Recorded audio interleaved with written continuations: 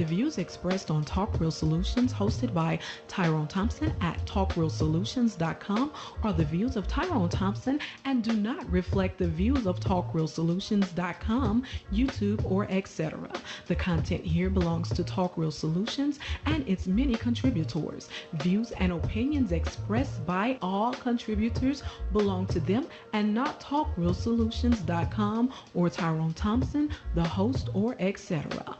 All data and information provided on the site is for informational purposes only. Talk Real Solutions makes no representations as to accuracy, completeness, correctness, suitability, or validity of any information on this site and will not be liable for any errors, omissions, or delays in this information or any losses, injuries, or damages arising from its display or use.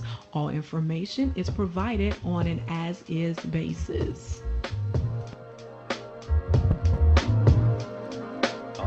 All right. Welcome to the show. This is Talk Real Solutions, and I am your host tonight, Tyrone Thompson. I want to thank you for tuning in. Today is May the 1st, 2025. And if you want to listen to the show live, of course, you can listen here on YouTube. All you have to do is type the name in the search engine. And if you want to participate, just give us a call at 717-908-1834 and hit the access code at 917324, and I'll open your line to get you on here and let you speak your opinion. Y'all know how I do. I'm very liberal. I'm free when it comes to conversation, and I allow you to say whatever you need to say. Let's just try to keep it in the guidance of what YouTube allows on here. And I know a lot of people get passionate and just, get into their feelings and say whatever, but just think about you're either going to compromise the channel and get strikes and get the channel flagged down. We don't want to do all that. So just try not to say things that are out of the way whenever you do call in. But other than that, welcome to the show. And I'm gonna tell y'all, I don't even try. Well, I say this every week, but I don't even try to follow what Donald Trump is doing and all that kind of stuff. I can't help but stumble across the dumb shit that is going on. Let me make sure that the audio is going on YouTube before I start. Yeah, it looks like it's going on. So I don't even try to keep up with it no more. Just you can't help but stumble over whatever is going on in the news because everybody is talking about whatever stupid ass thing that he's doing. That's why I titled the show the dumbest what did I put? The dumbest president in world's history. I should have put an S on there, so y'all need to correct my grammar. The dumbest president in world's history. I think that's correct. But anyway, because that's what we're dealing with. We're dealing with somebody who's clearly uneducated. And a lot of people look past that since he has money. And you can see that in different areas like celebrity and sports. Because they have money, people acting because people have money, people give them different status, different credit, as far as being knowledgeable and all that kind of stuff. And that's what Donald Trump. That's the way the world looks at Donald. I ain't gonna say the world. A lot of people look at Donald Trump because he has money. That must means he's smart or he's intelligent or he know what he's doing. And that's the biggest lie that people tell themselves, because that man is a complete idiot. And he's proved that his first 100 days in office. He has the worst approval ratings. He crashed the stock market. He did not intervene or did not do anything about none of his promises towards the war. He's pushed our allies against us. The list goes on and on with whatever Donald Trump is with his dumb ass is up there doing. And I don't know. See, see, I'm kind of stuck at words because I don't know how to explain this, but if it was anybody else, the media would have drugged that motherfucker till he wasn't existing no more, right? You remember Joe Biden, uh, whenever they thought that he had a problem with his age and all that kind of stuff, every mainstream media source was talking about how the Democrat Party is divided, how Joe Biden seems not to be there, how Nancy Pelosi is working behind the scenes. They had that stuff on full speed all over the place because, you know, the Democrats was doing something that they could report on. And, you know, some of the reporting was honest, but some of it was overkill, you know. You don't get that same type of coverage whenever you got Donald Trump um, up in the White House doing stupid shit. And as long as I live, Donald Trump will never. I don't know why they don't ever report on this shit right here. They're eating the dogs, the people that came in. They're eating the cats. They're eating the pets of the people that live there. And this is what's happening in our country, and it's a shame. The people on television say my dog was taken and used for food. So taking this from but television. The people on television saying their manager. dog was eaten by the people that went there. See that? Why the fuck wasn't that a disqualifier? I don't know why they're not reporting honestly on Donald Trump. And this week here, on one short video short that I seen, me and Sarge was having a conversation about the guy that's locked up down in Venezuela or wherever the hell he's at, with the tattoos on his hands, right? Was it El Salvador? Where the fuck is he at? I don't know where the hell he's at. But the dude that's in the gulag that Donald Trump sent down there. So me and Sarge was having a conversation about the tattoos on his hand. And of course, that dumbass, cult following, bootlicking idiot, he wants to support the narrative of whatever the Republicans are saying about that guy being an MS-13 member. So Sarge came on here talking about the tattoos with some kind or another, with some fucking conspiracy about how the tattoo symbols on his knuckles, one meant an M and a little picture of a piggy meant S and all this kind of bullshit. And I was telling Sarge that is not what the damn MS-13 let me see if I can Google some of these damn MS-13 tattoos. That is not what the MS-13 tattoos look like. I was trying to, if you were MS-13, then them motherfuckers ain't got no problem with putting big old blatant goddamn tattoos across their forehead, MS-13. They don't have a problem. They don't try to put it in no damn code. They use the actual letters MS-13.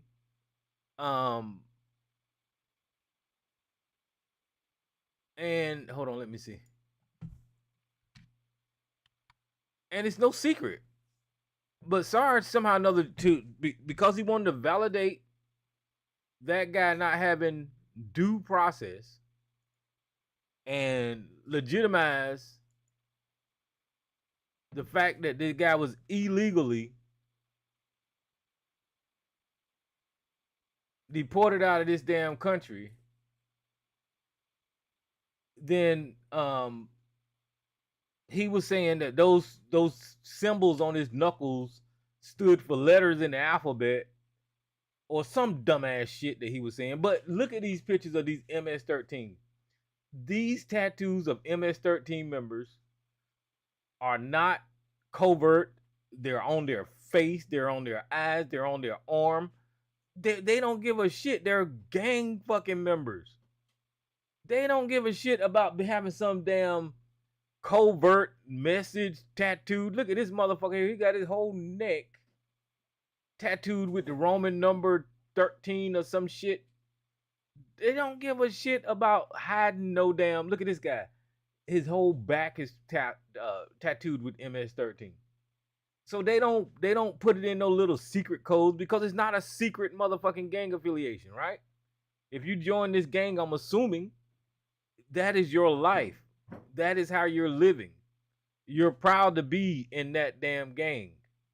So with Sarge dumbass coming on here last week talking about it's some type of code and all of this kind of dumb shit, you just fell for another motherfucking conspiracy, you goddamn idiot.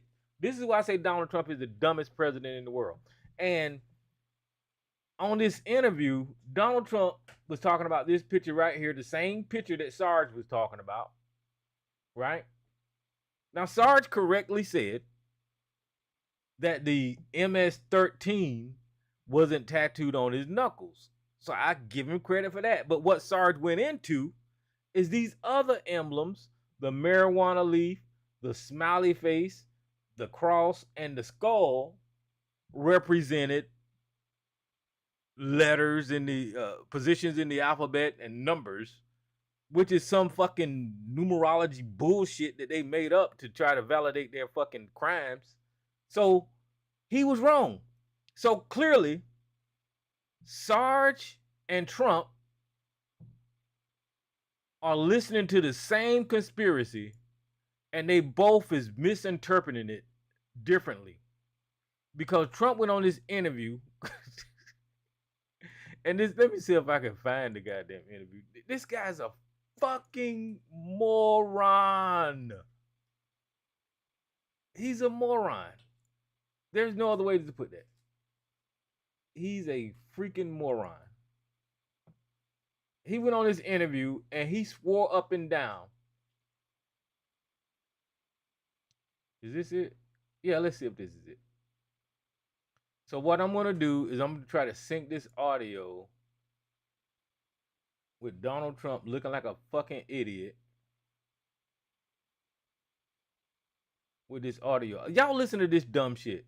The interviewer is telling Donald Trump, and to me, this is, you know, a whole lot of people took shots at the interviewer, and I do too, by not jumping on the fact that the president of the United States is spreading the conspiracy. He should have corrected him right there on the spot. But to me, the interview seemed like he was trying to say, okay, I'm trying to make you look good, so let's move past this.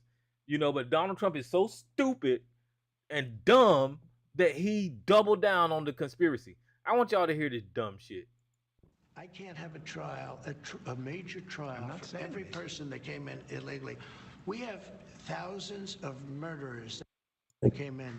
They're going to murder people. They already have murdered people in our country. Right, so we have to get them out, and we have to get them out fast. Really bad guys, but in our country, even bad guys get due process, right? If people come into our country illegally, there's a different standard. These are illegal. They came in illegally. But they get due process. Well, they get a process where we have to get them out. Yeah. Okay, let's talk about the Venezuelans. They get whatever my lawyers say. These tattoos. Oh, he had some tattoos that are interpreted that way. But let's move on. Wait a minute. Hey, Terry. He did not have the letter MS-13. It says MS-13. Yeah, that was photoshopped. So let me That was photoshopped. Terry, you can't do that. Hey, they're giving you the big break of a lifetime. You know, you're doing the interview. I picked you because, frankly, I never heard of you, but that's okay. But I picked you, Terry, but you're not being very nice. Now, that went on for another minute and a half to 2 minutes or so, where this dumbass was sitting up there trying to convince the reporter that these letters, MS-13, was tattooed on the man's fingers. Now, Sarge, I see you in the chat room, you dumbass. I want to hear your opinion why the dumbest president in world's history, the person that you voted for, the person that your dumb blind ass supports and come on here every fucking week, I want you to explain to me, Sarge, why the fuck is the world's most powerful leader so fucking stupid that he don't know what the hell Photoshop is, and he don't know that the picture that he is saying is real actually has those letters tattooed on that man's hand. I want to hear what the fuck you got to say, because this dumb motherfucker sit up there on national fucking TV, doubled, tripled, and quadrupled down that this man has these letters and numbers tattooed on his fingers. And we all see what the hell this is. You can see that the font is too perfect to be a goddamn tattoo on this man's hands. We see that. I see that, right? And you can see the other pictures of the other MS-13 members. They don't have no covert writing on them. There's no secret to being an MS-13. There's not. Those are terrible people. They do terrible things, and they are proud of it. So why would you hide your affiliation with something that you I don't know, get jumped into, or I don't know how the fuck the shit works. But they're no secret. But Sarge dumbass came on here spreading the goddamn conspiracy about MS-13, and he pretty much sounded something similar to when Trump said this shit. They're eating the dogs, the people that came in. They're eating the cats. They're eating the pets of the people that live there. So with all of that, with the dogs and the MS-13 tattoos and him not knowing what the fuck is this guy has got to be the dumbest president that ever existed in history. And that's just one issue. Where the fuck is Elon Musk? After Elon Musk stole all the goddamn money, where the fuck is he at?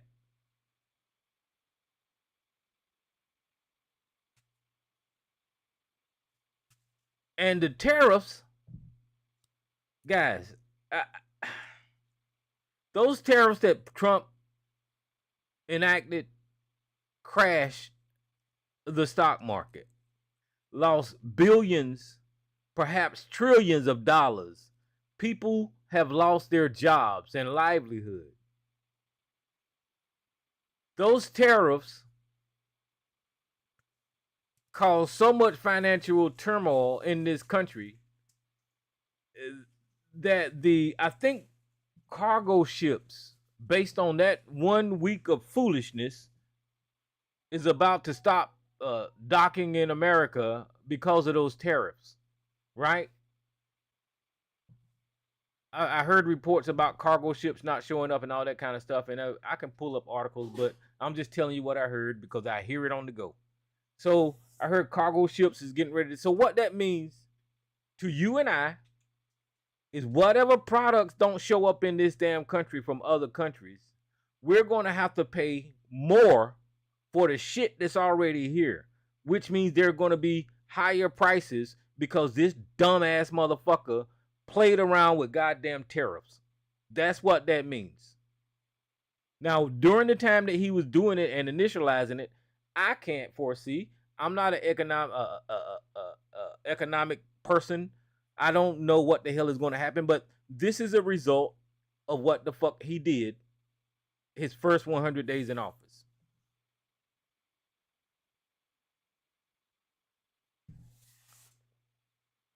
And while we were talking about deporting, it looked like there was a Trump-appointed federal judge that ruled against his use of the Alien Enemies Act of 1798 for that Venezuelan deportation. So my point here is this has got to be, in history, the worst first 100 days of any presidential administration. But still, I've got fucking chat room finger Sarge in the chat room still promoting this fucking. What is wrong with you? What the hell is wrong with you, Sarge? There is something seriously wrong with Sarge if you can't see all these failures that this administration is causing in this country. If you can't see the anti-constitutional lawlessness that this administration is conducting, there is something wrong with you. It is against the law to deport people without due process. Due process basically is habeas corpus. It doesn't matter if you came over here as an immigrant, illegal, legal, everybody, every person in this country, because that's what the Constitution say, is supposed to be afforded due process. What does that mean? Well, if you decide as the state or the government to enact some type of law on any person in this country, they supposed to stand their ass in the courtroom, get found guilty of something, and then get charged or, get a punishment based off of what they found, right? So if you're an illegal immigrant, you supposed to go before a judge. You came in this country illegally, right? You in the United States, you just can't pick that illegal motherfucker up and throw him back out of the damn country. That ain't the way this shit works. If you're an illegal immigrant and you come in the country, you broke the law. You broke the law, right? I don't know if that's a criminal or civil law, but you broke a law. So being that you have violated one of our country's laws, there is a process. That immigrant is supposed to stand in front of a judge, and the judge is supposed to say, Mr. Whoever, you broke the law, and this is what the disposition is. Donald Trump said, fuck that. Sarge and his fucking prior police service and his military service said, fuck the Constitution. We're not following the goddamn laws.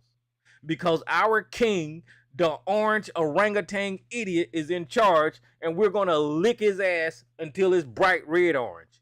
That's what the fuck they doing. They don't give a shit what Donald Trump do. They're gonna agree with it, whether it's against the law or not. They're just gonna agree with it. As a matter of fact, I just heard. No, I seen on Facebook. Let me see if I can find it again.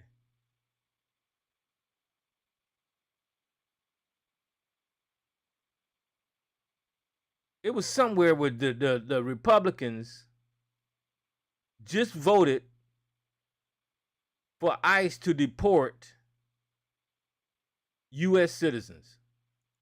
It was the House Judiciary. It says the House Judiciary just voted to permit ICE to deport American citizens. Read that again. Deport American citizens. They are so beholden to Donald Trump. So let me, and this is the conversation that me and Sarge had right here on this motherfucking air right here. Because we was talking about the 14th Amendment and children being born in the country and whether they are citizens. They are citizens. They are citizens. If you're born on this country, then you are a goddamn citizen. Period. There is no. Hold on. Let me get this video and see if this is it. And Sarge was saying, well, that ain't gonna happen. They're not gonna deport U.S. citizens. They're gonna send the babies with their parents or whatever the fuck. You're still deporting a U.S. citizen. Illegally. Oh, I can't get this one. Hold on. YouTube. No, not YouTube. Facebook. It's on Facebook.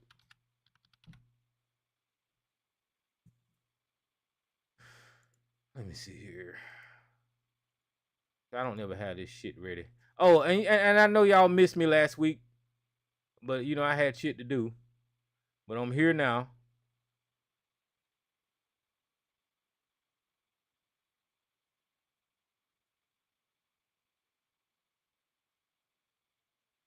All right, so this thing is converting. So I'm going to... Okay, here it is.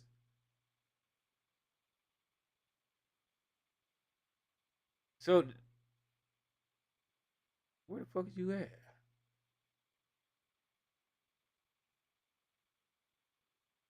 Oh, yeah, here you go.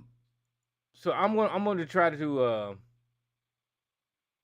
upload this video and let y'all hear it for your damn self, because I'm not, every time I talk, because I'm a country boy and, I don't speak the proper King's English and I stutter and shit. People always misinterpret what the hell I'm trying to say. So I'll play the audio for you. I don't know who this guy is, but it looked like he's speaking on it. So here we go. This amendment simply says that the United States Immigration and Customs Enforcement shall not detain or deport a United States citizen. If you vote no on this, you are supporting the federal government either detaining and or deporting American citizens. I don't understand how you'll be able to look yourself in the face knowing that you voted to allow our federal government to detain and deport United States citizens simply because you do not want to vote against something that Donald Trump may support. Do you have a thought of your own? Do you have a belief of your own? Or is everything literally just whatever Donald Trump tells you it should be? You are going to vote no on this. We know you're going to vote no. And I'm interested to see if anybody asks you why you voted no on this, how you're going to spin it. You may say, oh, well, United States citizens aren't detained or deported. False. False.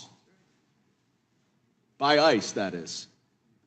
They have routinely been falsely detained and held, and in some cases, as we now know, deported as children suffering from stage 4 cancer. So that one's not really going to work very well. Then you may say, I mean, there are always the old reliables like, oh, you know, I haven't read the bill yet. That's a good one. But I urge any one of my Republican colleagues just to stand up and say, I voted no because Donald Trump wanted me to. Because we all know that's the reason why. You have spent 100 days handing over every single ounce of congressional authority that you control to Donald Trump's lawlessness and recklessness. You stay quiet. All right, so that wasn't exactly the one that I was looking for. So while that was playing, I found the one that I was looking for because that seemed like that video was before they made the vote, right? But this guy explains to you the results of the vote. So let me play this one. All right, you're not going to believe this. I'm just outside the House Judiciary Committee, and actually, I got a guy here who wants to say hi. Hold on. I'll take a picture with you real quick. I'm doing an Insta Live right now. You're on an Insta Live, but I'll get back to it in a second. Hop in. Thank you. Yeah, thanks to you guys. Of course, thank you. All right. House Judiciary Committee right now. You're not going to believe this. I'm stunned that I have to tell you this. Republicans just voted, every single one of them, to allow Donald Trump to deport U.S. citizens.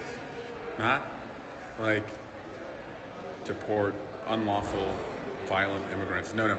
They just voted in our committee to allow Donald Trump to deport U.S. citizens. That's where this is going. They just voted to allow that. I've never thought I would see this before. I never thought it would come to this, but that's where we are right now. And so just on the other side of these doors is the hearing that I'm in right now. I'm going to get back in a second because we're still voting on other matters, but it's not shocking because this is always where it was going to go, but that's a dictatorship. That's a dictatorship. It's a fucking dictatorship when you allow a president to deport your own constituents. And learn the names of every Republican on the House Judiciary Committee because they just did that. They just voted to allow Donald Trump to deport American citizens. I mean, it's one of the most shocking things I've seen. I think my Democratic colleagues were stunned that they would want to give him so much power. But that's where it's going. It's not going to be a completed dictatorship, though, and I want to tell you why. He has the ambitions of being a dictator. For it to be a completed dictatorship, he needs you to not show up at the town square. He needs the press to not independently cover him, and he needs the courts to not hold him accountable. He should have a check by Congress. That's gone. These guys are not doing it. It's gone. But right now, the press is independently covering him. Courts continue to hold him accountable, and you keep going to the town square. So that's the sand in the gears of a dictatorship, and we gotta amp it up. We have to amp it up. Again, I just want to tell you why I invited you in here. House Judiciary Committee, right now in Congress, Republicans just voted to allow Donald Trump to deport American citizens. This is the same week that we learned that the president deported a 4-year-old American citizen with cancer. And this is where they're taking us. But we're not helpless. We're not helpless at all. You are awakened. You are going to the town squares. We have small victories that will bring us big victories. We're going to cut our time in hell in half by changing the majority in Congress and putting a check in place. Let me get back into this hearing, but I wanted to tell you, as soon as I sat in that room and saw that vote, Republicans on the Judiciary Committee just voted for Donald Trump to deport American citizens. Fuck that. We're not letting that happen. All right, so the point that I'm trying to bring up here is weeks ago when we was having this conversation here on the air, I was telling these idiots with the type of power and permission that they're giving Donald Trump, this type of shit was going to happen. The anti-constitutional lawlessness and just overall disregard for the way things are ran in America don't exist no more up under this regime. This government don't give a fuck about the rule of law, and the Republicans are hook, line, and sinker in line with whatever the fuck Donald Trump says. And idiots like Sarge in the chat room. It is like he's sitting in the Judiciary Committee, Sarge. How the fuck you gonna call that man a liar? You're sitting in the chat room. He's sitting in Washington. Shut the fuck up. But idiots like Sarge are disregarding the fact that they're breaking the law. They're not even following the goddamn Constitution. You cannot deport American citizens. I don't know how else the fuck to say that. There's all kind of rules in the goddamn Constitution that protects us. If you are born on this land, because you are born here, that Constitution is a blanket protection, you know, given the guidelines and the laws and whatever the fuck's in there. It protects us from fucking tyranny. It protects us from fucking dictatorship. It protects us from being unjustly kicked out of the goddamn country. And I want to hear what the fuck you got to say. And he even mentioned that it has already happened to a 4-year-old child with cancer.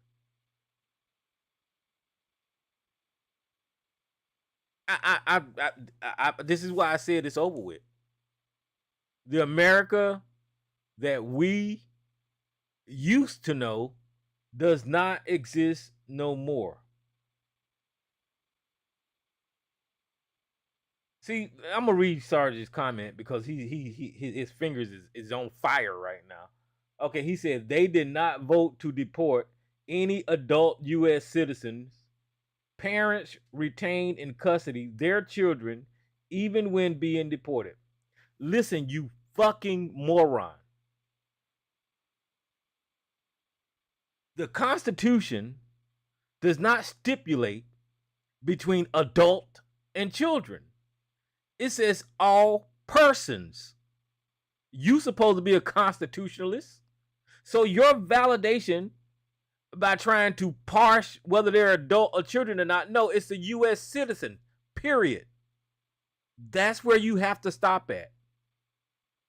That's where you have to stop at. Y'all are making this distinction between children and adults to try to win your goddamn argument, but you sound like a fucking fool. This is why I said Donald Trump is the dumbest president in the world. He got your fucking ass dumb. He got you dumb. There is no distinction when it comes to an American citizen, whether you're an adult or a child. There is no distinction. So you can take that argument, run it through the fucking rinse, and try again. Because it doesn't hold any motherfucking water. It doesn't hold any motherfucking water. So what does this mean to us, right? So right now they're working on migrants, people that are not in this country legally and all that kind of stuff, right? But as you can see, they are moving the goalposts, right? After they deported the migrants, the ones that's supposed to be criminals and violent people in this country, right? After they deported them, now they're working on children that were born here that belongs to the migrants, just to see the reaction of what this fucking country does. And so far, this country ain't showed their ass yet because they are allowing it, right? So they're going to push the bar even more. Once they get away with deporting U.S. citizens, and once they get a couple of fucking judges or court rulings to support what the fuck they doing, I am telling you, and I'm not saying this to make you afraid. I'm telling you that everybody's on the goddamn table. What does that mean? That means if you sitting on a goddamn show like mine, talking shit about that orange idiot orangutan in the White House, and they don't like it, they probably can come knock on my door and say, get on this motherfucking bus. That's what that means. That means if you're out there protesting, your constitutional right to protest, if you're out there protesting and they don't like what you're protesting for, they'll tell you to get on that motherfucking bus. That means if you go to a ballot box and you fucking cast your ballot in the wrong direction, they can tell you to get on the motherfucking bus. That's what that's going to go into. That means that any broadcasting station, any media outlet that don't fall in line with the propaganda of the Trump administration, they can tell you to get on that motherfucking bus. This is what this means. Americans should be outraged at what the fuck is going on in this administration. And oh, by the way, while all of that going on, Trump is playing this pump and dump, steal money scheme with the stock markets, where he makes the stock markets drop and he invests low and sell when it's high.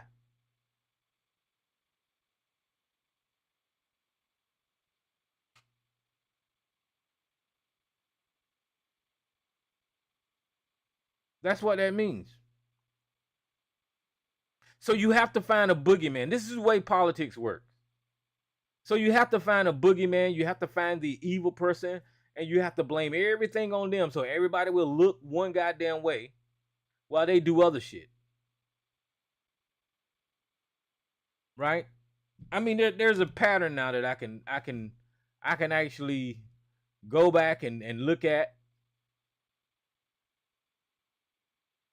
and see how this motherfucker, how these people run their fucking game.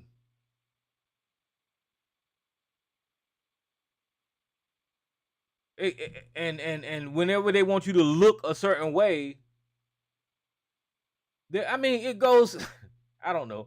It goes all the way back to that Lee Atwater mindset when they was trying to use the Southern strategy and using other words by saying, instead of saying nigga, right? Instead of saying nigga, they use Black Lives Matter to have you looking at that, right?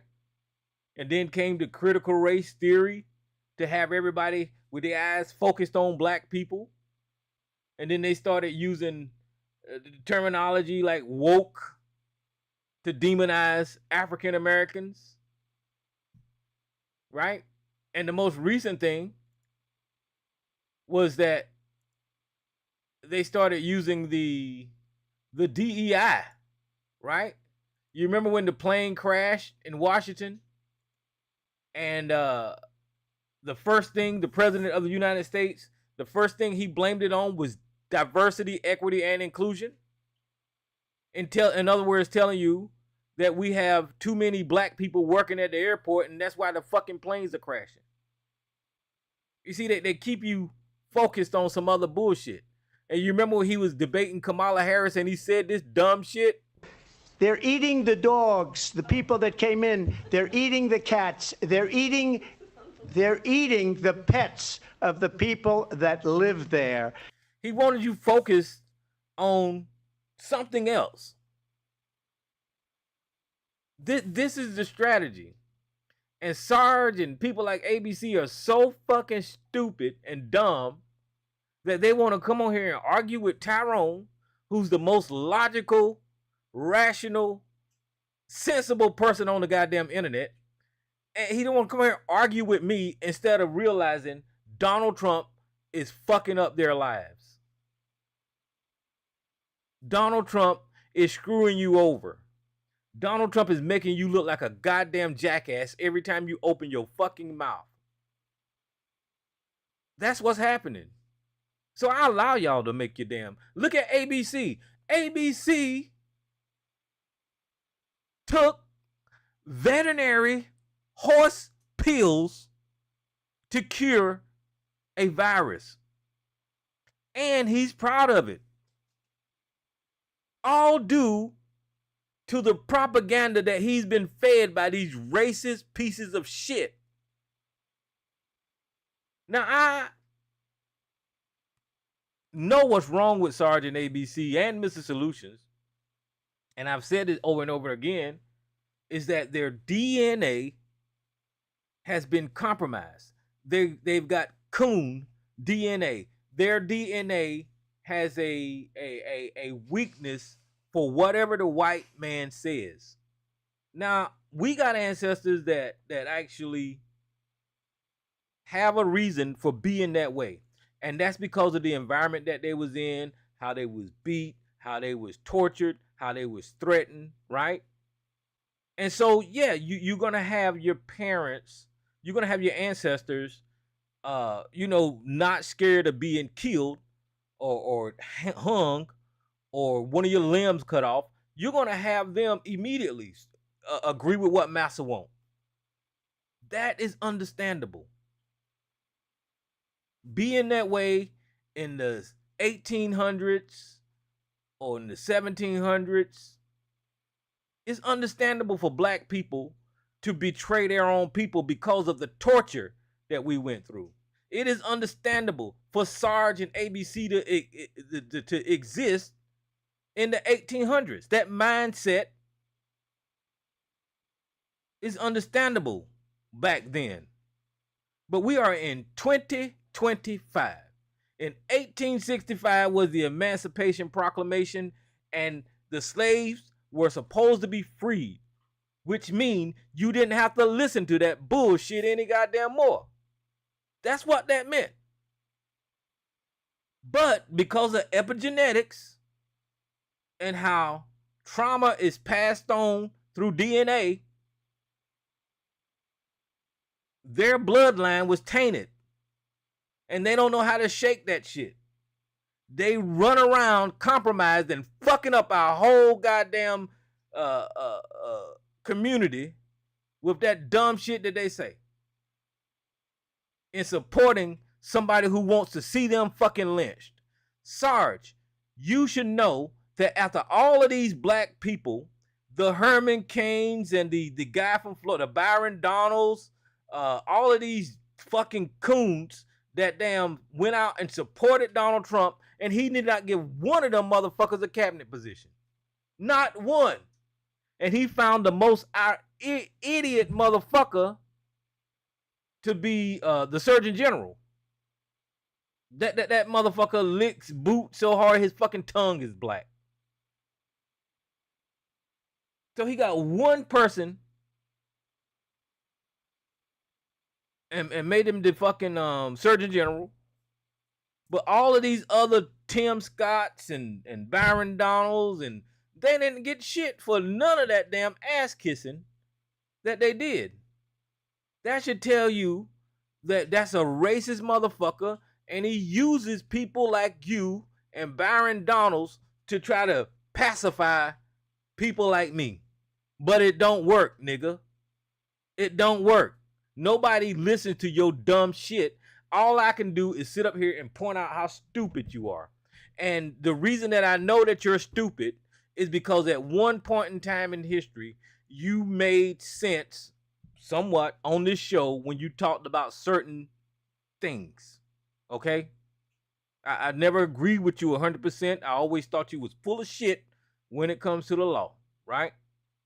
When it comes to the conversations that we had about Trayvon Martin or Tamir Rice and all of that, Mike Brown, you's a dumbass, right?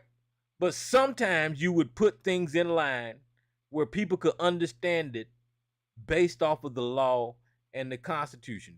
That was back then. Right now, you done threw all that bullshit away and you don't give a fuck about this country. You screamed about tyranny and you screamed about the Democrats taking over the government. You screamed about FEMA camps. You screamed about the government locking people up. They just locked up a fucking judge, you moron. I don't know if y'all knew that or not, but damn Trump administration went to a judge and locked up the motherfucking judge. I didn't even get the...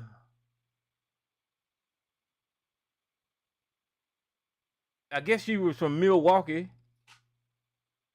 Wisconsin judge arrested. Oh, here it is. This is a CNN article. I guess this is the judge. A Wisconsin judge arrested and charged in federal court for allegedly obstructing immigration agents. A Milwaukee County Circuit judge was arrested by the FBI on Friday and charged in federal court for allegedly helping an undocumented immigrant avoid arrest. Judge Hannah Dugan is facing 2 charges of obstruction and concealing an individual from arrest. She made an initial appearance in court and was released. The arrest on federal charges is an escalation in the Trump administration's focused on judges. Judges' conduct, particularly as it relates to immigration enforcement. The Justice Department has repeatedly asserted that it will investigate any local officials who do not assist the federal authorities on immigration matters. Everything that I just read, Sarge, goes against the goddamn Constitution. That is that judge's courtroom. The federal fucking government had no business in that county circuit judge's fucking courtroom. And you know that. But because they didn't fucking follow King Orangutan's command, because she didn't follow King Orangutan's command, they locked their fucking ass up. And somebody that's opposed to damn know the Constitution should be highly upset that the federal government is intervening in local matters such as this one. But you're not, because you're programmed. You're a weak-minded, programmed, cult-following, bootlicking, compromised,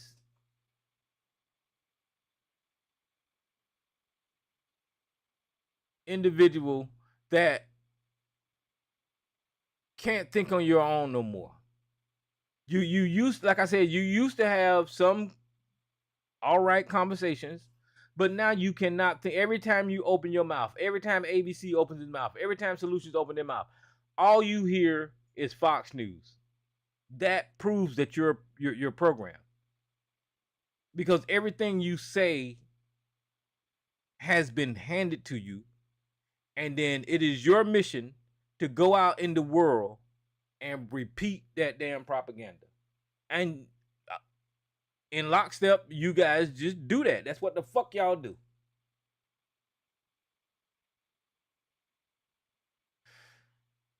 Well, here's I said 4-year-old. This might be another one.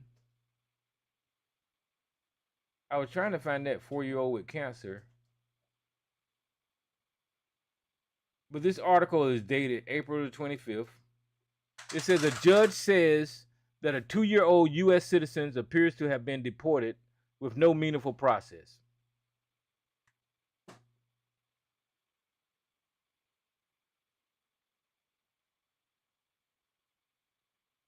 A federal judge is raising alarms after the Trump administration deported a 2-year-old U.S. citizen to Honduras with no meaningful process, even as the child's father was frantically petitioning the courts to keep her in the country. So it has begun, Sarge. The same shit that I told you was going to happen is happening. It has begun. Donald Trump is deporting U.S. citizens. Donald Trump is deporting U.S. citizens. That is what the fuck is happening. Oh, there you go again. Your fingers is on fire. He wrote in all capital letters, her mother took the child with her. You dumb bitch.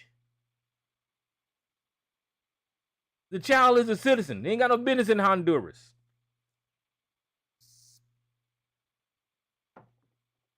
And like I said, y'all using some type of reverse strategy to try to blame the illegal acts of this administration on the immigration status of the parents. It don't work here.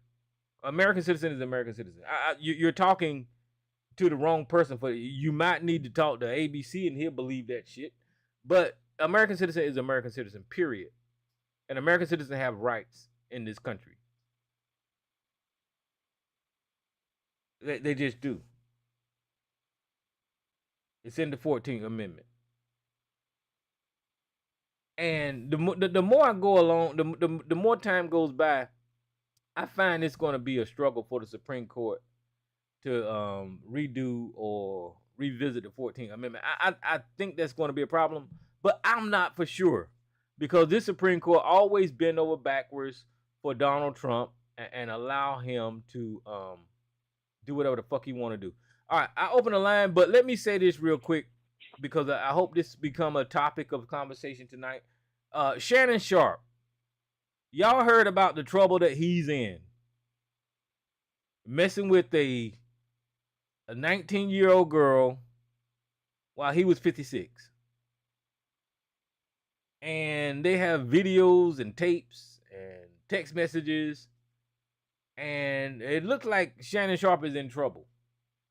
So, the conversations that we had here before, right? Well, this is my point of view. When these people get money like Donald Trump, they go do shit on Epstein Island with underage girls, and Shannon Sharp is using his money to, I think she said that in one text message that she would pay $25,000 for each booty cheek or some crap like that. But when these people get money, it seems like they want to do the most immoral things. But who's this unknown caller? I got your line open. Who this? Yo, this is Anthony, man. I thought you was bullshitting about the story because I never heard it. But damn, they say they did it against the wishes of their dad as well. Like their dad remained in the U.S., right? Yeah, I don't never come on here with bullshit, Anthony. I just need to clear that up first. Sometimes you do. Sometimes you do. Clear that up first before I respond to you, brother. I never come on here with bullshit. Okay. All of my information is check, fact check, double check. I am the most honest person on the internet. So to answer your question, no, I read the story. I heard the story from the guy on the video about the 4-year-old, right? And then I Googled it, and then that 2-year-old story popped up. But go ahead. Yeah, both of the kids were in Louisiana, right? Like, why is it not on the news? Is that on the news? You're pretty much breaking this right now for me. So what now? That's right. And let me see. I read something here. I don't know how true this is. Where is it? It says Trump denied it. Where did that go? Well, I say it gave the mother an option. It gave the mother an option to be deported alone or with her kids, and she chose to be deported with her kids. I don't know how true that is, but I'm on New York Times right now reading this. So Did you read that, or do you want to? what are you saying is like, what are you saying? No, I'm not pushing back at you, Tyrone, bro. I know you want somebody to argue with, bro. No, I'm no, just no. I'm trying to to. get clarity on what your point of view is. That's all. I ain't trying to say you arguing back. No, that was a line here that I wanted to read here. Where did it Oh, go? okay. Where is it? I don't want to hold you up, bro. No, I you didn't good. You hear about good. that until now. I'll wait for somebody to call in. Look, if y'all want to call in, the number is 717-908-1834. I ain't got shit to talk about except for this orange idiot and Shannon Sharp. Just give me a call and you can talk about whatever the hell you want to. But look, Anthony. So the two kids, they're not even related, but I'm seeing that it says the children are from two different families who were living in Louisiana. The mother of the 2-year-old is pregnant, and the 4-year-old, a boy, has a rare form of late-stage cancer. Dang, that's crazy. Right. So there was a 4-year-old. Yeah. Okay. Well, they're not related, though. I ain't saying they was related. I'm saying that they're U.S. citizens. My point is, if you're born in this country, you are a citizen. And United States citizens, it's illegal. I'm saying it's illegal to deport United States citizens because of the Constitution protections. That's just what it is. All of those protections up under the Constitution protects you from acts like this. And Donald Trump is breaking the law. So it looks like the lady had the kids. She moved here illegally and had the kids. I think they're just cracking down on that. I don't know, bro. But I'm not even arguing with that. She was an illegal migrant that had a child in the United States. Stop. Once she had that child in the United States, that child is a United States citizen.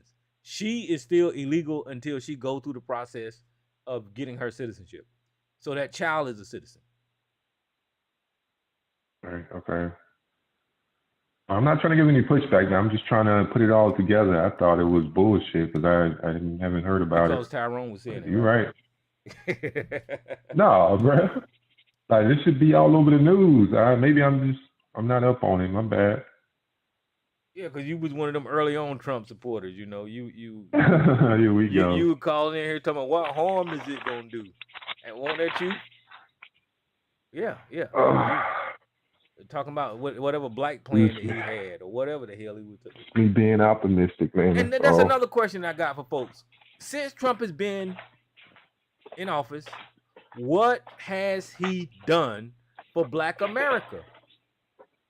That's just a general question. What the fuck has Donald Trump done for Black Americans? Sarge, where you at, man? Call in, bro. All right, Not my lane right there. I got another caller. What's up, Miss Elisa? How you doing tonight? I'm doing okay. How y'all doing? I'm doing all right. All right. That's good. Y'all, Tyrone, I think it was a couple of little children were deported that were American citizens. The last little girl that you were talking about, is that the one that had cancer? The 4-year-old had cancer, and the 2-year-old was deported with their parents. And I know the 4-year-old father who's here legally. I don't know if he's a citizen, but he's here legally. He might be a citizen. No, he's not here legally. He's not here legally. They deported him. They didn't give him an option to keep his kids. The kids are legal, and I guess they gave the mother an option to either to be deported alone or with the kids. So that's what I'm trying to read up on now. Like, huh? No, the father wanted the child to stay with him. They just completely told him screw off, and they let their mother take the child back because that's what they wanted to do. And so the child didn't have any say, anything in it. And the father, they just ignored his say, and they deported the child to the child. The child wanted to go with his mother. And the child is under cancer care, is under care here. So she's just ripped out. The only thing we can do is just hope that their mother can get something going with her health care in Honduras. So some of this, I don't think it's going to be worked out. I mean, not with the current administration. And the fact when the Supreme Court told them about the Garcia dude, they just completely blew them off. So I'm not sure what's going to happen with these children. And the whole thing is just terrible. But Tyrone, before we get into that, because I know once everybody get in on the Trump thing, last week I was going to bring up about the Shannon Sharp mess, Mm-hmm. and it's a mess. And I think when it first dropped, I'm not the biggest, like people call him Onk and Club Shay Shay. I'm not the biggest Shannon Sharp fan because his mouth isn't the kindest to black women and different other things that he said. So I'm not a fan of his. But when I first heard it, yes, it sounded like, okay, that's probably a shakedown. And it still might be. But then he did himself a complete disservice when he came out with them text messages and talking about she said this, and everybody found out they were doing race play, and that the girl was 18. He doxed her, talking about she's the only fan. Well, you are a grown, rusty man old enough to be her grandfather. You took up with her. So now she's the only fan, sis, and she's dead, and you're just ripping her up to shreds. Well, you the one who has a lot to lose that took up out here ripping, running, and race play and all of this BDSM and stuff he got going on. That speaks to who you are. And I think that's why a lot of people just kind of waved their hand and left it alone. Shannon, you out here running dirty. You have the most to lose, and you out here running dirty with pick up a 19-year-old he claimed in a gym. And if this is a shakedown, but she sure got the best of you. Oh, she yeah. sure got the best of you. And he brought all of this on himself. What's her name? Monique was joking with him, trying to tell him on Club Shay Shay. And Cat Williams, who helped blow up Club Shay Shay, was trying, you know, he wasn't like telling him, but Cat Williams spoke on this type of behavior, probably telling him without, you know, directing it towards you. So Shannon brought all this stuff on himself. I don't feel sorry for him. I mean, when you the one that got something to lose, and you are here running dirty with these teenagers, you know, it's a bad look. I think he's screwed. I think it's over with for him. Yeah, as far as ESPN, yeah, he done. That's done. Now he might be able to get, and ESPN and all of that is like the producers and the head tops over Club Shay Shay. All that's done. He might can get something going later. But no. But Club Shay Shay, not Club Shay Shay. The people that was going to buy the Club Shay Shay was affiliated with Disney. Oh, that's over. Yeah. That's over. Yeah. That's over. So, I mean, and then you working for Disney and all your business coming out like this, and, you know, Disney's the top, is the boss, the big boss. And people was like, well, if she was legal, she was legal. Okay, and that's what I like her. Yes, it was illegal, but that's a bad sound and a bad look when I see so many men and some women talking about what it's all legal. It's all legal. Okay, I bet you if the legal age was 14, would he be doing that too? Stop saying it's legal. Just because a thing is legal doesn't make it a good thing. Nobody's saying he got to get somebody 50-something years old his age. But you have a lot to lose, especially if you out here, you want to do race play, you out here with BDSM, you out here doing, you know, rough stuff and all kind of stuff like that. Pay somebody, because there are undercover agencies and stuff that will hook you up with a grown, and they know what it is, and you could get all of that foolishness out your system. And it doesn't have to go public. No, according to him, he picking up randoms at the gym. So I don't feel sorry for him. That really speaks to his That speaks to who he is. So that's all I got to say on that. Well, yeah, and I I think think it it was was a one of the matter of Wayne. Hold on for a second. just my opinion. I think Oh, let me say Shannon this is right here. probably a Okay, I know homosexual, I'm talking. and he, I you remember the recording, huh? Is my shit I on? agree with you. I agree with you. I agree with you with everything you get. You haven't even said it all, and I agree. But go ahead. And I think he's just messing with the girl or messing with women just to kill the rumors. I don't think he really liked women like. My shit ain't on.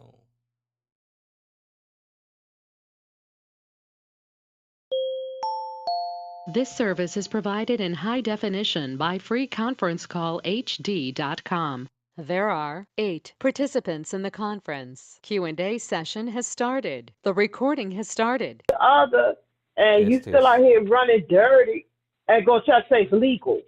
Everything legal is not good. Everything just because it's legal doesn't make it good. And your stuff spread out, and your top boss is Disney, Mickey Mouse. Give me a Yeah. break. Well, see, I think that he's screwed because Shannon Sharp is the perfect picture of the black man that this society wants to take down. He's like the slave yard buck, the plantation buck, the big black, nigga that everybody wants. And I'm telling you, man, even though he may have some legitimacy in his claims and all that kind of stuff, that guy is going down because they want to. And there's a little white girl saying that bad things that got done to her. They're gonna jump on that girl's side with everything that they got, and they're gonna bring this man down because that is the picture perfect nigga that this society likes to fucking chop down. He gonna spend a lot of damn money trying to defend his reputation, and he may just wind up being relegated down to somebody on the internet, like a damn Umar Johnson. I don't know, but there's a lot of people that is going to fall for whatever this girl is saying, true or not, and they're going to hold that against that man, and his reputation is going to be ruined. When he first came out swinging, he was saying all of it's fake, none of it's true, and all this kind of stuff. And this lawyer, this is the same lawyer that went after Jay-Z, and Jay-Z case was dropped and all that kind of stuff. But you're not Jay-Z. You're not Jay-Z, and that lawyer didn't have the type of evidence that he has on you with Jay-Z. So exactly, Jay-Z had receipts, and other people that girl claimed was at the music award show that wasn't there, they had receipts. Yeah, and somebody pointed out that when that happened to Jay-Z, Jay-Z said later for this civil stuff, make it criminal and let's go to court. So and that's a sign of him being innocent right there. Like, yeah. He ain't ducking no smoke. Shannon Sharp didn't say that. Shannon Sharp came out, she lying. So I think that he might be done for. I mean, regardless of if she's lying or not, like nigga, you an old ass man messing with a 19-year-old. Like that's a bad look, bro. But see, even that could ruin him because of that, right? Yeah, because people she can could be start lying going her into the ass off, pedophilia but you can't deny that you had sexual relationship with that young woman. Like she's young enough to be my daughter, let alone his. Like, come on, bro, that's weird. And that y'all choking, and y'all doing race play and talk about put this big black baby in me, and then now that sounds doctored. I don't know. It sounds like she put that together. I don't know, but being that he was messing with a 19-year-old, it's still a bad look. He put that out. He put them messages out. He put that out. He put that out, and then he also said, such and such about choke you out, this, that, and how, it looked the big black dude choking a little white girl. What kind of race play y'all doing out here? And you got all kinds of things to lose, Shannon. I don't feel sorry for Shannon. Because I don't feel Shannon sorry for him neither. I always had problems. I always had problem with the format of his show because he would bring black people on there and tell their ups and downs and all that kind of stuff. And with the platform that he had, he could have been exposing, different multiracial shit. But it always looked like there was bad stuff going on in the black community on this show. Yeah, but one thing is when he did have some good guests on there, Shannon didn't have the range to interview them and to talk to them and ask certain questions that needed to be asked. He just didn't have the range. He's not the smartest. And a lot of people were saying that Shannon don't have the range to interview a lot of these people. But like his interview with Cat Williams and people like Monique, because they know how to, play the hey, what's up, brother, slap five type thing. So it worked out. Yeah, those two people, even though what their stage personas are, Cat Williams and Monique are very intelligent black people. They really are. Yeah, so they know how to play it down on his level.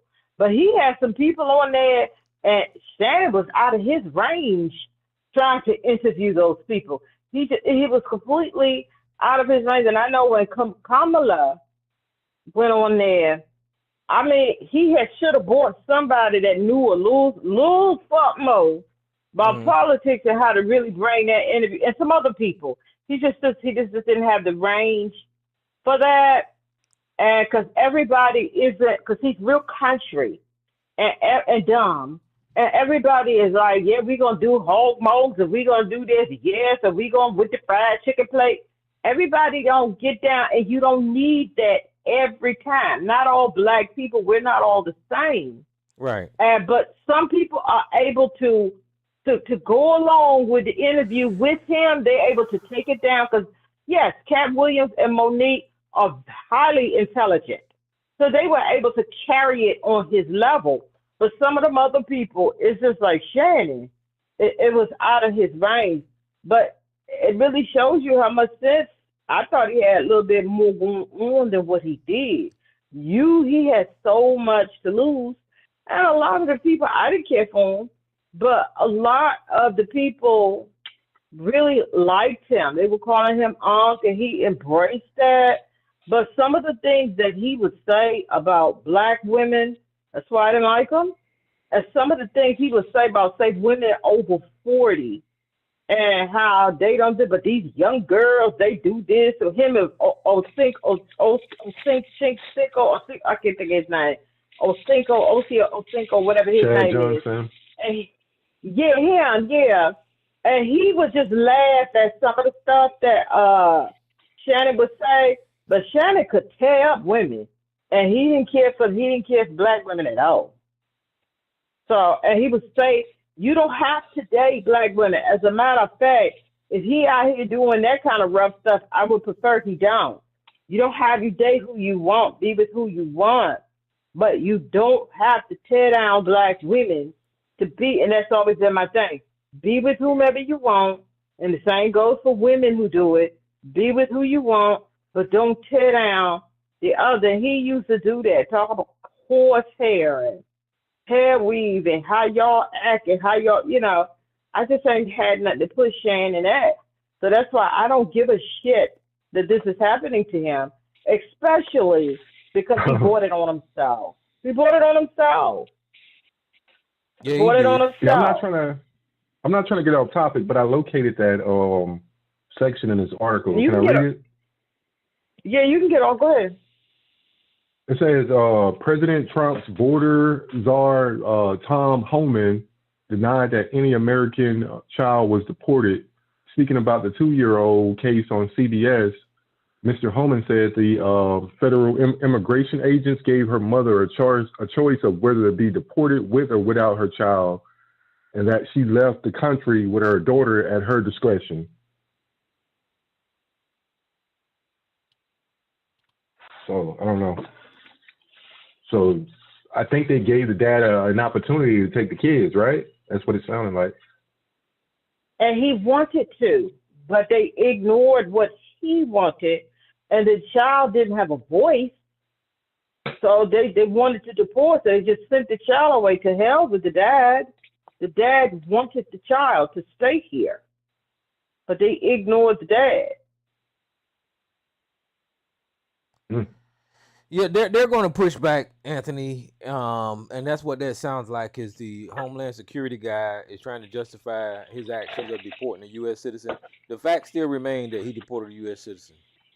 Whether you saying about the mother wanted it to go or not, and all that kind of stuff, it's still a U.S. citizen, and they got kicked out of the country. Now, what rights do that U.S. citizen have overseas? You know, how are their None. constitutional rights being protected? They're not. And the father and the father didn't have any rights. They just ignored his rights. And they sent the child on. They knew the mother was going to say, take the child. They just sent the child on. The father had no rights. The child had no voice. And they just sent the child on.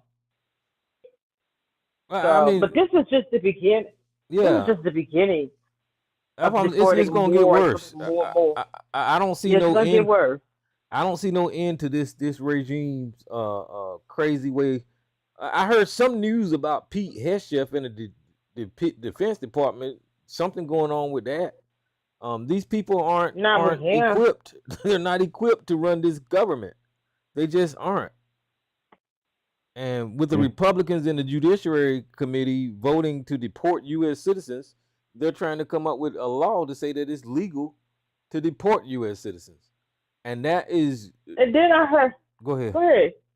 Yes. No, I was gonna say. Then I heard that they have struck up a deal. I think is it Rwanda? They're gonna start sending deportees to Rwanda eventually. Cause see, a lot of these with these children and they're sending them, and they are born American citizens. These are test cases to see what they could get away with. Yep. Next thing they're gonna do is open up them prisons. And send them to places like that too. They're gonna open up American prisons, and y'all know who that's gonna be. Yeah, it's gonna be a lot of black people getting deported. I'm not fear mongering, but that's gonna be the next. Right now, they just seeing what they could get away with, and if they get away with it, it's on. Yep, but that's what Sarge and them voted for, and you know, Anthony, I know you voted for Trump too, so. Oh, here we go. Feel. Huh? I don't know what you feel about your vote right now. So, didn't you vote for Trump? What do you think about Trump going to bat for Shedeur Sanders? He spoke out about that. Going to bat for what? And Shedeur Sanders. What happened with Shedeur Sanders? I don't know if that was a story tonight. No, I don't know who Shedeur Sanders is. Shedeur Sanders, what happened? He spoke out for him, but that is of no importance to me. He did that trying to gain points with the black community, and some fools fell for it. That is of no importance to me. He does not run the NFL.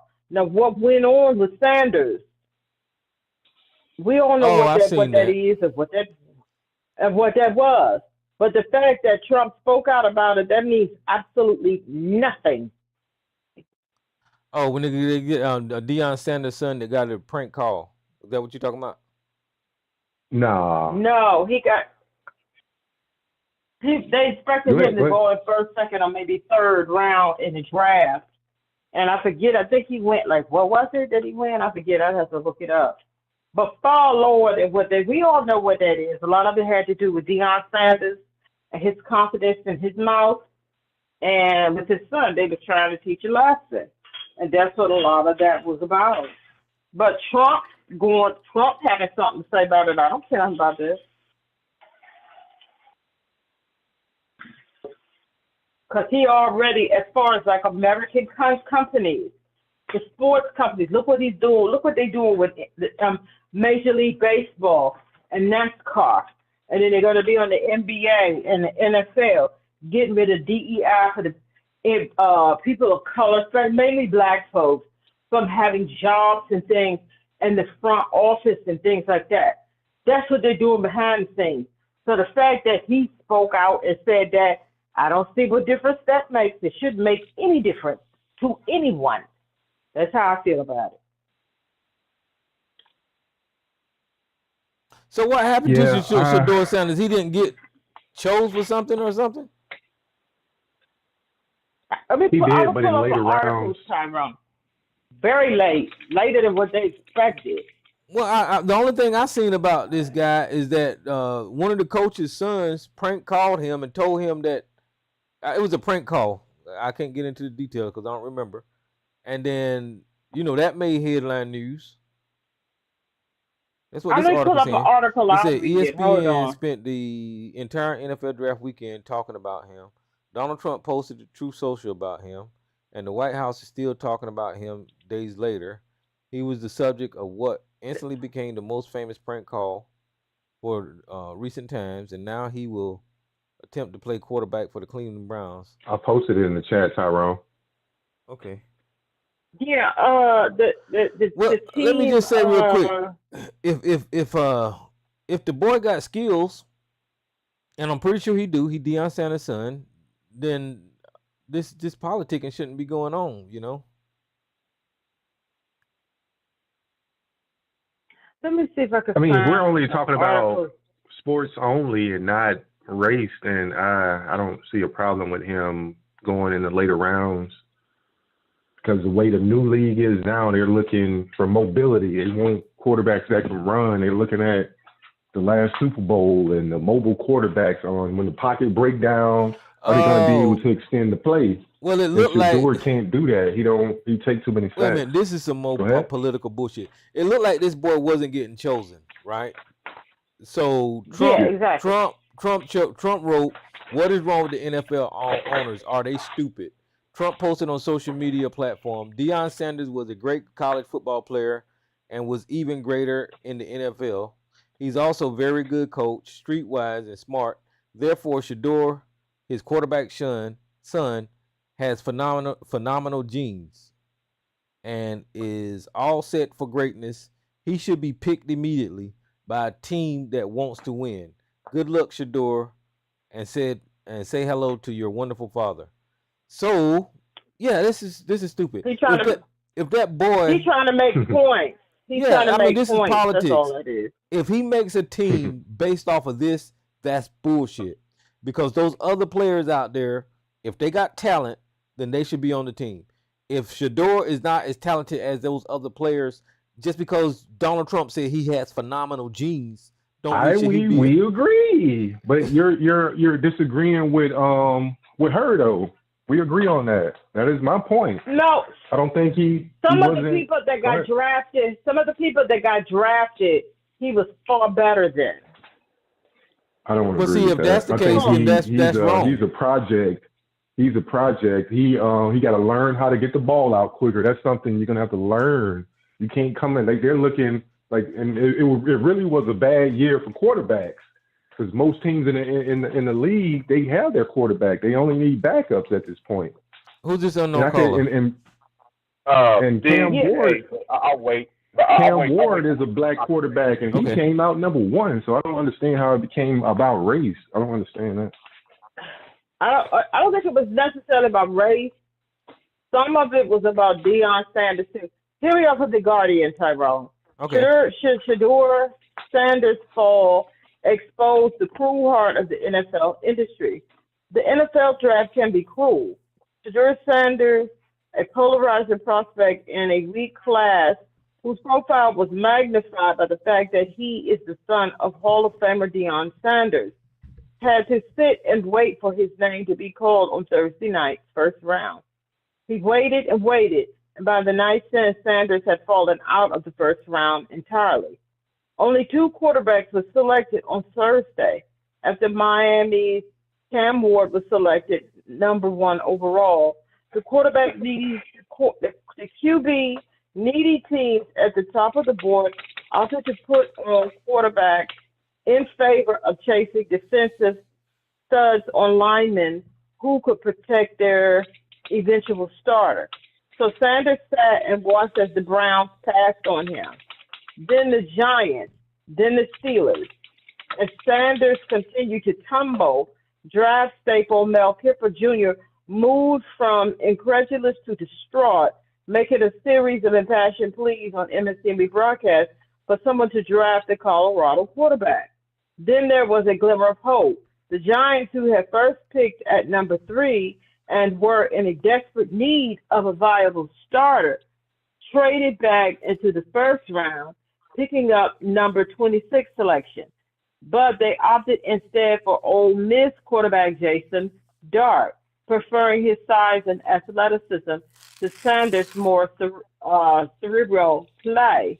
With the final few picks of the night available in a cheap trade, the Browns and the Raiders' potential destinations to scoop up the quarterback in the second round decided to pass. We all didn't expect this, of course. Sanders told the crowd at his draft watch party, "I don't feel like this happened for no reason. All this is, of course, fuel to fire. We all know this shouldn't have happened, but we understand, and we're on a bigger and better thing." Sanders' slide was the story of the evening, but it shouldn't be all that surprising. ESPN prediction model gave a 96% chance that Sanders would be off the board by the 21st pick, but the league had been barking out for months that, as a collective, it did not view Sanders as a first-round talent. He lacks high-end arm talent, holds on to the ball too long, can be slow to read coverages, played in a wonky offense at Colorado, and did so while throwing to the best players in the country. This is not the same as Aaron Rodgers at the 2005 draft. Zombie starting ahead in the green room as the league told him in Massey, "We don't think you're very good." Sanders is not a one-man franchise, capable of ruthlessly dicing teams up from the pocket or creating his own offense out of structure to succeed at the next level. Sanders will need the auxiliary pieces, the offensive line, the scheme, the playmakers to be on point. Most rebuilding teams lack those pieces. It makes sense to address them before circling back to Sanders. On a talent alone, Sanders' profile of the day, 2 prospects, but given that it was a weak quarterback class, there were plenty of QB-hungry teams, and the class as a whole lacked star power at the top. He was pushed up into early first-round discussion. That's not on Sanders. It speaks more to the warped incentives and narratives that define the pre-draft process. It was more a perceived slide than a real one.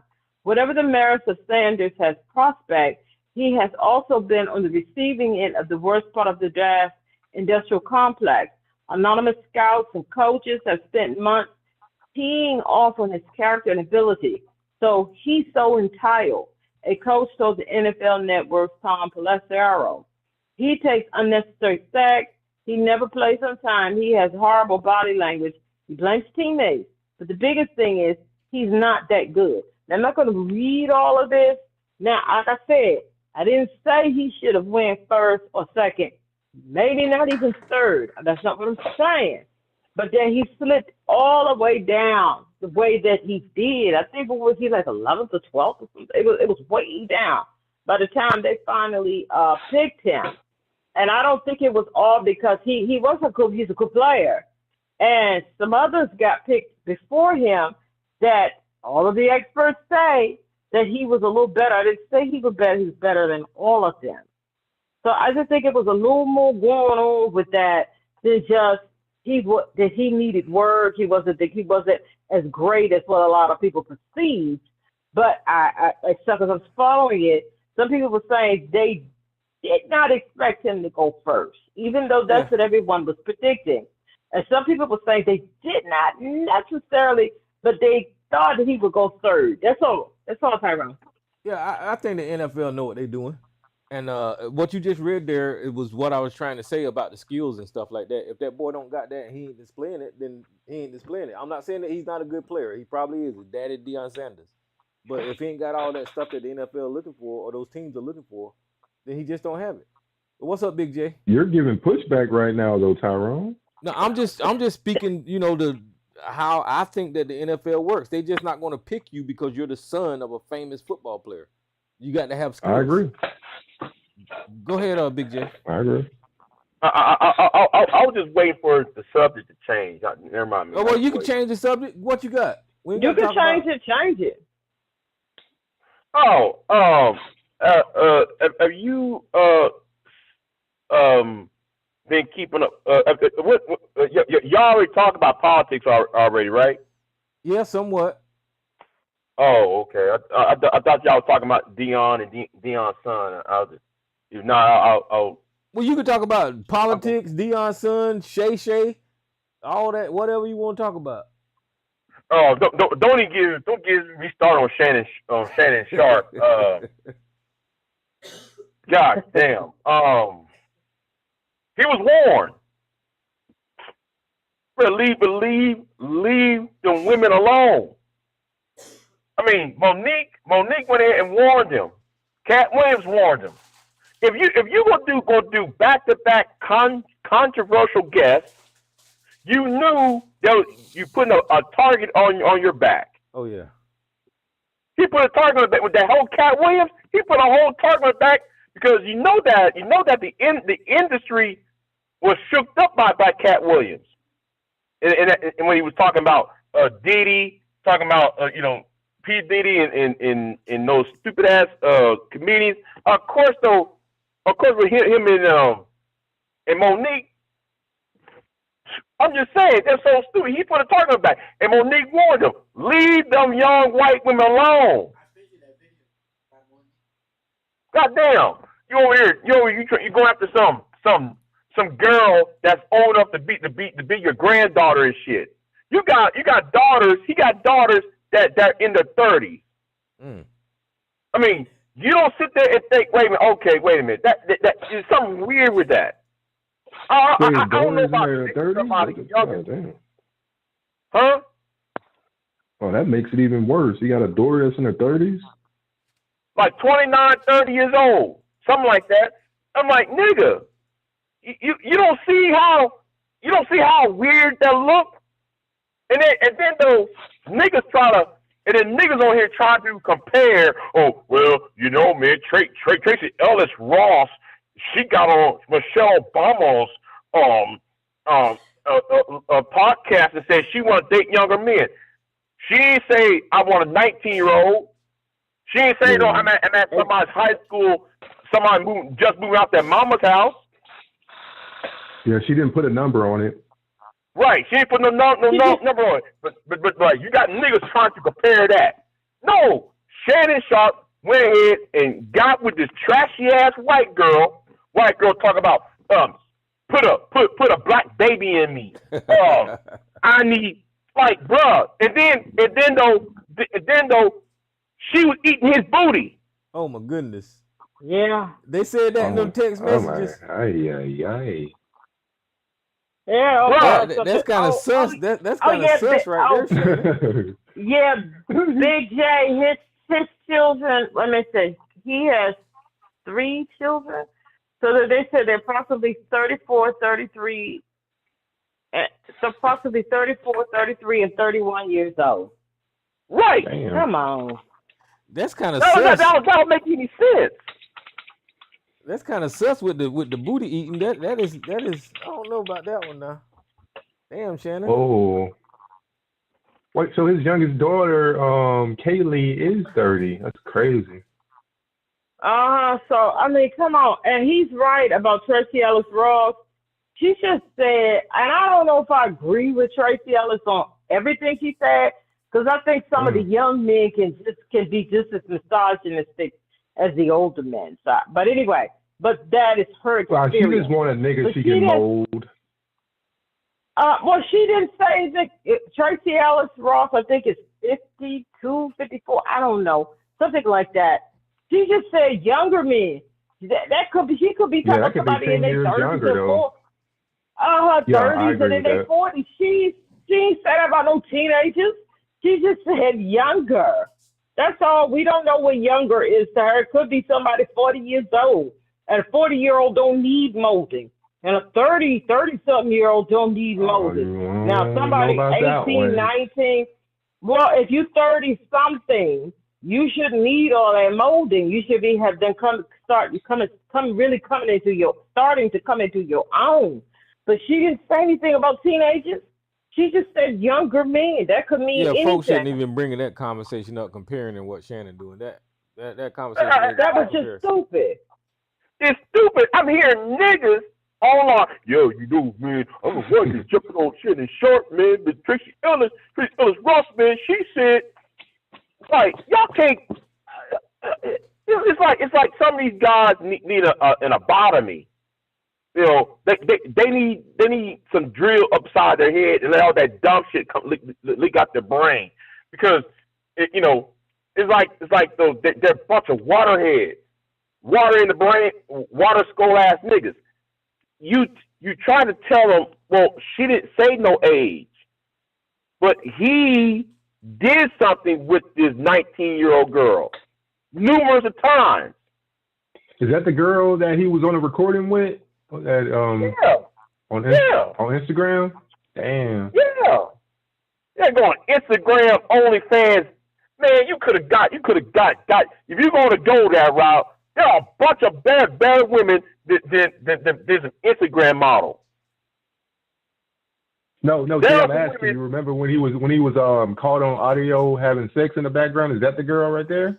No, I think she came out. I think she came out public because that came out about Shannon.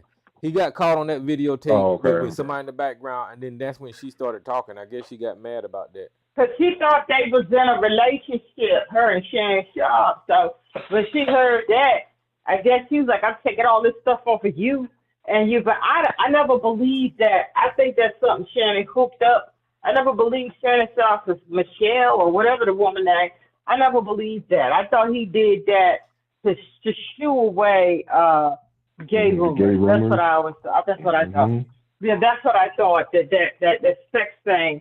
And then to turn not too long after that with this, when your boss is Disney. Come on. That's what I'm saying. He's gonna lose everything off of this after this girl. He gonna lose everything. Yeah, I think he's screwed, man. I really do. Yeah. Man, he better have some money somewhere on a foreign account somewhere. If he has some money in the Cayman Islands, okay, he's good. He'll sit to survive because like they can't get it. But shit, man, they're gonna run him dry. And then, huh? Go ahead. Yeah. And then though you got Tommy Busby. Do you know who Tommy Busby is? Does anybody? Okay, but Tony Busby ran for mayor of Houston against Sylvester Turner, the congressman who just died recently, right? So Tommy Busby has been going after black men. Jay-Z, that bullshit fell apart. He was trying to link Jay-Z to the Diddy. That did not work. Jay-Z turned right back around. And it was like every other black man, Tony Busby had been going after. And she ripped his brother and talking about, and who introduced race into the topic? Tommy Busby playing, trying to use the race card and shit into the conversation. But then again, she did say, "Put a black baby in me, and I want to be tied up, and I want some black dick." Blah blah blah blah blah blah blah. Yeah, it sounded like they were doing some forceful stuff in their relationship. Now, see, the problem is if they agreed on to treat each other that way, then they agreed on it. But the problem is if they agreed on it and now she's twisting it around and making it sound like she been abused, people gonna listen to her because she's a white woman. And here is the thing: if she was, I'm gonna use that word assaulted, right? Like you know what I'm saying, right? So if she was assaulted, right? How many women who was assaulted is going to eat a man's ass? Will come back across state lines. Hold on. I'm making it worse. She crossed state lines to eat a man's booty? But the thing is, I do believe it sounds like a shakedown. And I think a lot of people, but it's just like, dude, you gave the ammunition for that. You gave the ammunition for that. You kind of on your own. And the thing is, You offered her 10 million. When they went to offered her that, and then another case came out when he forget which platform he was working with. I don't know if it was CBS or MSNBC or whatever, where he had another case with. It was Fox and somebody got choked, and they settled it and paid the woman because Shannon had choked her. It was a big mess. You know they're gonna pull up all your ex stuff, and then he has another case with some ex-girlfriend that's suing him, and that still is in litigation. You got these things, and you out here with this foolish behavior. He in a tub of hot water. Hey, what's up, sister? Nobody. He's through. Hey, what's up? How you doing? What's happening? I think long time. Hey, Long time hello, no see. everyone. Nobody. Hi, how are you? All right. I think there's two things that was stated. One, she asked him to use a condom and he didn't. And the other thing was she told him she said no to anal sex and he still did it. Yeah. So those are the things that they like playing with each other booties, huh? Mm-hmm. I don't know. That's a lot of stuff there. That's a lot of stuff, Shannon. Shay. You should a grown ass man should never call themselves Shay. Shay. Get out of there. Get out of there. I'm just saying. Yeah. And then though she crossed state. First of all, it's bad enough she came back to him after she said she was assaulted multiple times. Then though, I'm like, okay, and I don't want the image in my head, but for him to be legs spread open and shit, and that's going on, right? So, or bend her over and shit, and she's doing it to him and shit. I'm like, well, you can't really call that assault at this point.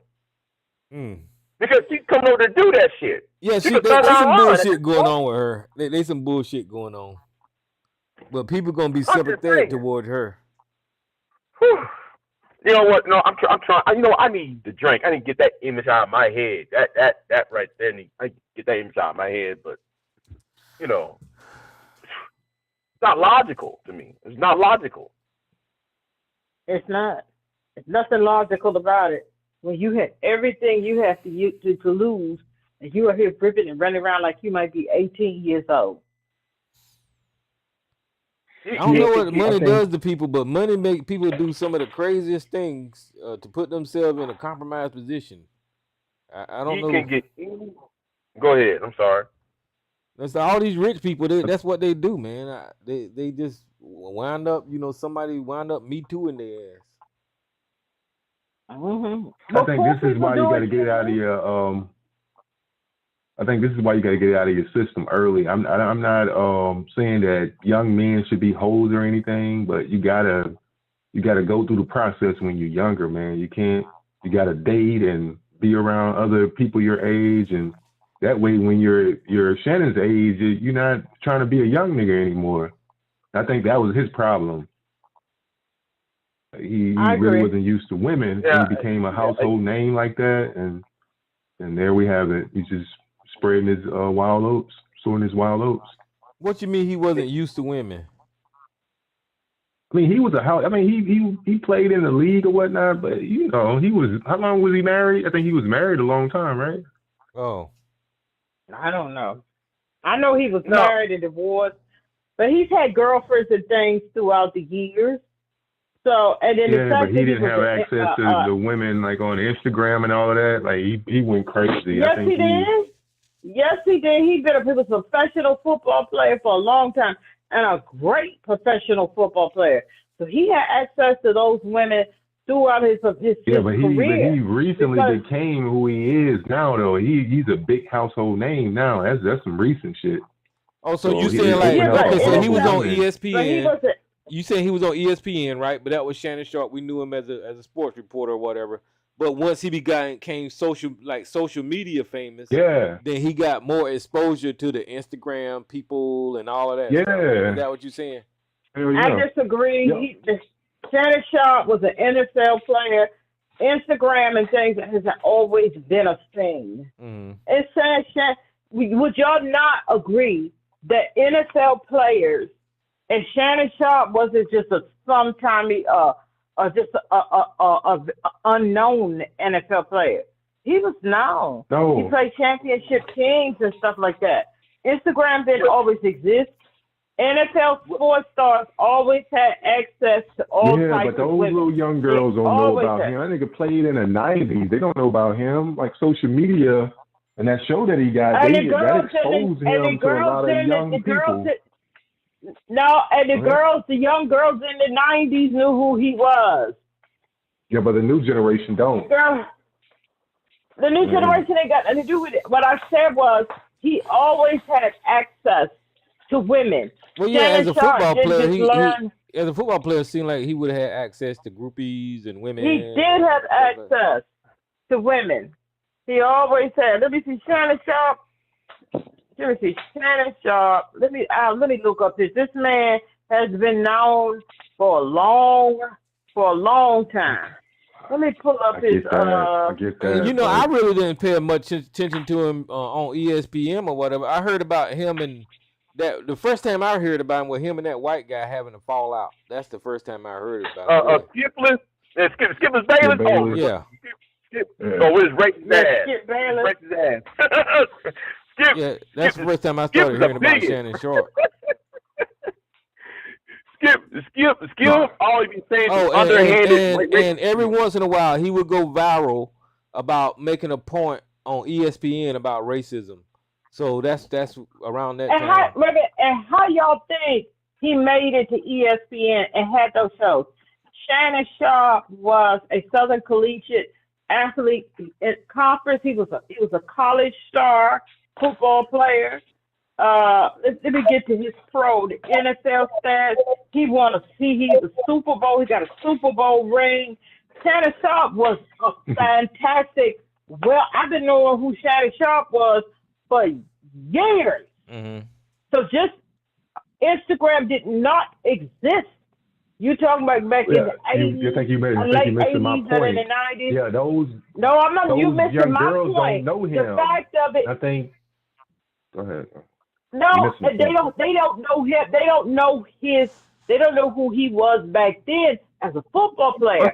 But when it was said that but what I'm saying is, but when you said that he hasn't had like a lot of experience up until like now with the ladies and stuff with the Instagram models, that's now.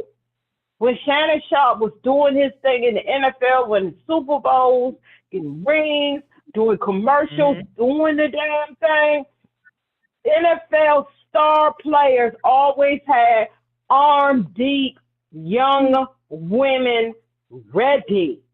So he's had plenty experience with women throughout his entire career, college, throughout his professional football career, commercials, and all of the things, and money. So now he's still in it with the Instagram crowd and the younger girls of today. But he's always had young, beautiful women that he could get just a snap of the finger because he was a rich football player. Well, let me ask y'all this. Shannon Sharp has had plenty of experience with women. Let me ask y'all this. With this lady's claims, right? Do y'all think that because we're talking about grape, do y'all think that could turn criminal, or is it just that it's going to be like a civil thing, a money thing? Because what she's accusing him of is crimes. Hear me? What's up, Gary? I think it's just going to be. Well, I think it it's just depends going to on be the state. It really depends on the state, because if she wins, then the state could pick up the charges and charge him for.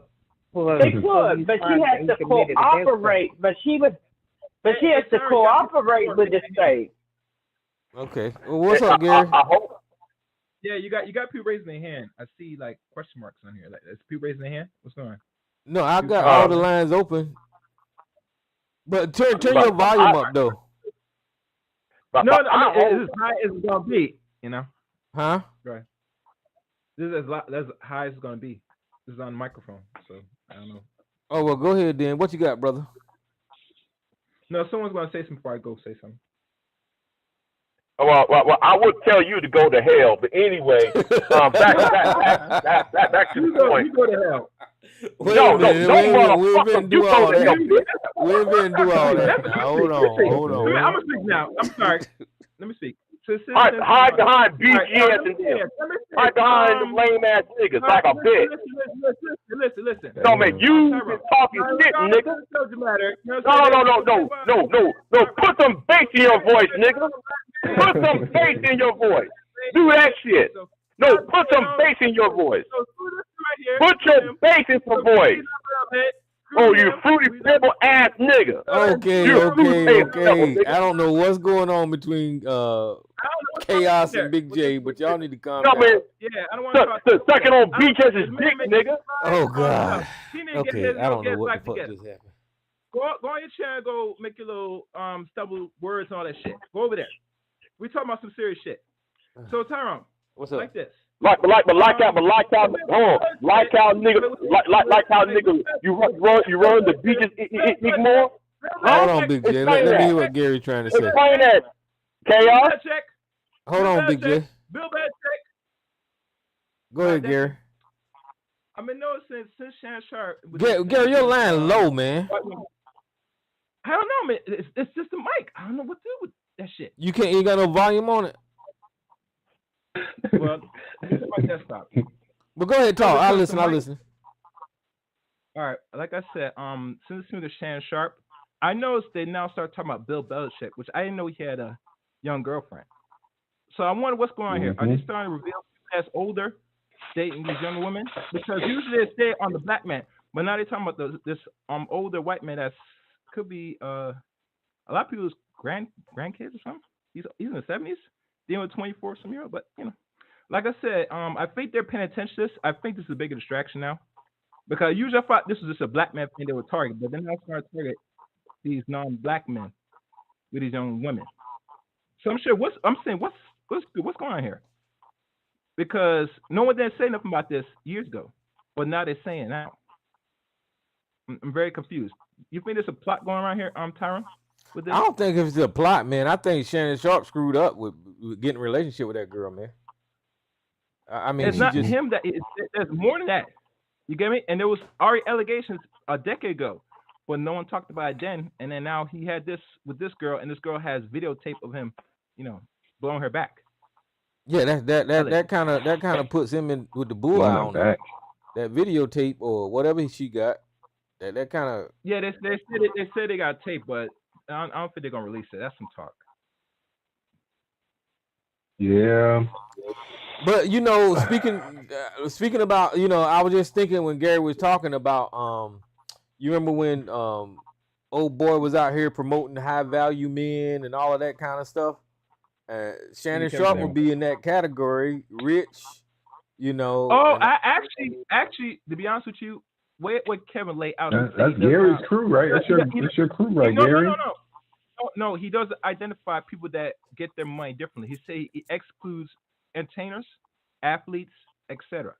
He said it many times on his broadcast when he was live. And the reason why he excludes them out because they make the money different. He's talking about the average person that make the money off the ground. Lawyers, doctors, people that's business that's a part of the world. Not someone that just make their money fast, like, that's not usefulness. No, man, you can't do that. When they talk about high value men, Tyrone. I'm telling you this because I watched the man's content for years. I can find the videos right now and give you my inbox. In this long, remember, there's a criteria. No. He been detailed with us for years. All I heard was six figures with Shannon Sharp. He beat that category, high value man with a career. That's what I heard. Now it's criteria. That's a good point, Tyrone. So you telling me that that Kenneth, whatever his name is, wouldn't consider Shannon Sharp a high value man? No. Kevin Yeah, Samuel. Kevin he Samuel. would. He would. Yes, He would. Yeah, he would. Stop If the he cap. was in a circle, he would not tell. But overall, he said this is not a high value man because there's certain criteria that he laid out. This is what makes him a high value man. When was this? When was this? I want the episode when he said that. I'll dig him up and I'll send it to Tyron. He'll do broadcast. How's that? I'm gonna find it. Well, anyway, the man had his career together and he had his money. He got his money, and this is how he acts with women. So I don't know. It don't seem like that girl had anything. It don't seem like she had anything. Confused. You gotta call in. I think we getting confused. A regular 19-year-old girl do not know about Shannon Sharp and doesn't care about Shannon Sharp. Exactly. But if you got one on Instagram that thinks they're models, which we see a lot of them doing, they're dating these sports players and people in the entertainment world, and they're coming from off of Instagram as Instagram models. So it's just another form of prostitution, and that's all this girl was a prostitute. So you think the Instagram models that be on there, doing their little twerking and tight clothes, and then they go find these rich men, and then they sleep with them for money? That I guess that could be a form of prostitution, couldn't it? Well. Like we did have Brittany Renner. We did have Brittany Renner, but let me look out the window. Let me sip on this tea real quick. Brittany Renner, Like she's a Muslim now. She's with Kevin Gates now. That's a weird situation. But don't he? Man, don't let that Muslim thing fool you. Don't let that Muslim trick fool you. Shit. I see her with Kevin Gates in that Muslim get up, that beekeeper outfit. Come on, don't let that fool you. I ain't fooled by that. But these Instagram models, that's something new. That's how they do it now, and they had a different way of doing it back in the early 2010s. They had a different way of doing it in the 90s, in the 80s, the 70s, the 60s, the 50s. There's always been a way that they will go after men with money. And athletes are the easiest ones to go after. Shannon Sharp just still indulging in it at his age. That's all. Yeah, I didn't know he had daughters that were in there. His youngest daughter is 30. That's crazy. I think he got Shannon Sharp is 56. He got a 30-year-old. I'm 40. I'm 58, and I got a 40-year-old. So it ain't hard to believe that Shannon Sharp got a 30-year-old. No, it's not. He be 57. No, he be 57 next month. He has 230 or 330. He has 330-year-olds. He has a son and two daughters. And Shannon Sharp be 57 next month. Is it June? So you could just call him 50. I don't know. His birth. Because people were saying that his birthday's in June. Let me look it up. Let me see. Crazy. Shannon You dating Sharp someone birthday. that can't even relate to your daughters. Like, that's crazy. Wait a minute. Let me see. Yeah, June 26th. You should watch. You should watch next month. Oh, yeah. What's that? Oh, no, I'm just saying his birthday is in June 26th. He'd be 57 next month. Can I say something, Mo? Come on, Momo, call in. I thought the same thing, but they're saying that Shannon put the tape out there, so I don't know what's going on. Yeah. Shannon dared them to play the entire video, the entire tape. That was so stupid. Well, why won't you play the entire tape? I'm like, damn, nigga, you should have listen. He got so much in his feelings, because like she rejected the 10 million, right? So he got it on video and said, well, release the entire tape. Tony Busby, release the entire tape. They went and released it. Oh my God. No, that 10 million. that 10 million makes him look guilty because he was trying to pay her to shut the hell up. I wouldn't say a word. I wouldn't say, so listen, I would use that 10 million for a lawyer. All right? I'll get like 2-3 lawyers off that 10 million.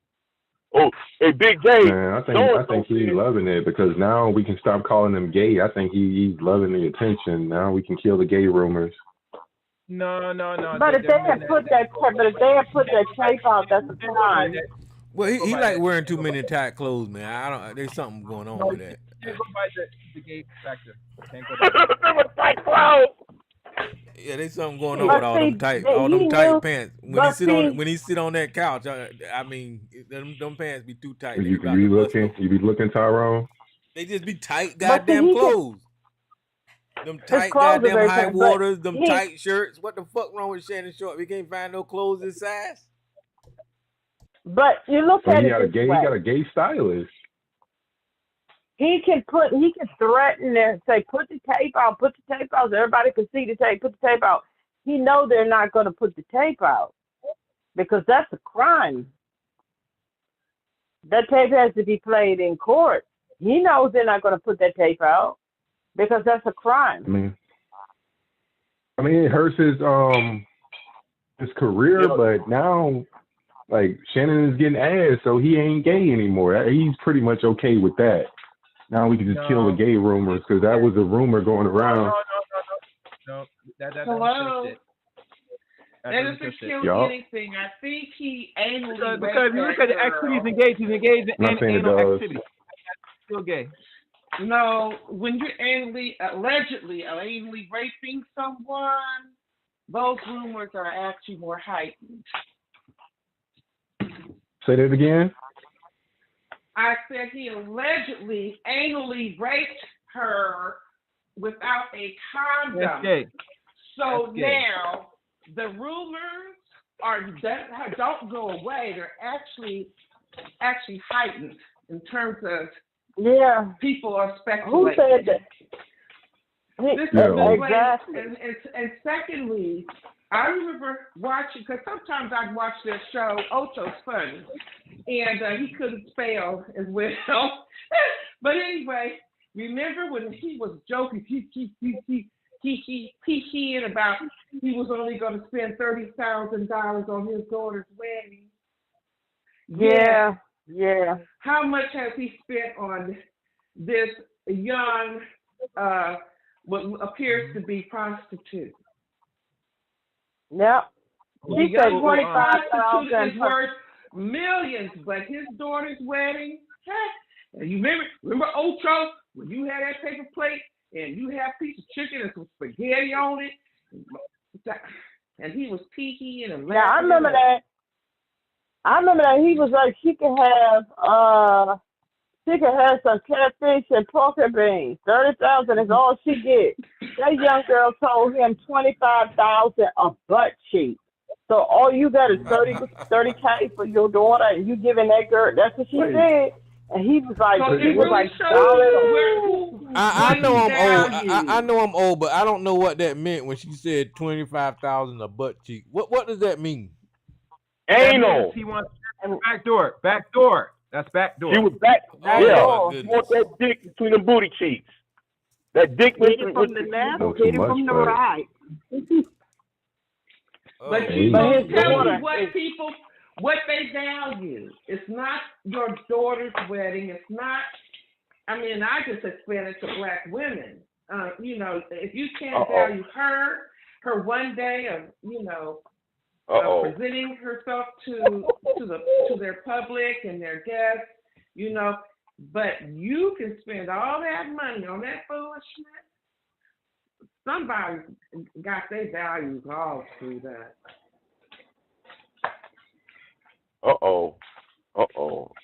See? And this is your so-called high value man because he makes more than 6 figures a year. Yeah, that's Miss Lady.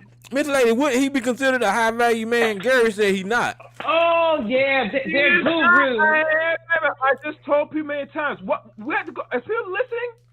Miss Lady got her own version of They it. undercover gurus. Wait a minute. Hold on. Money is smart right there. That's smart. Hold on. The reason I asked her, The reason I asked her, Gary, is because she got her own version of a high value man. I was just asking Miss Lady. Yeah, but it's the fact. It doesn't have to do with six figures. I mean, six figures is nothing. It's depending on where you live. That's just like a drop in the bucket, depending on where you live and what your lifestyle is. That doesn't determine anything.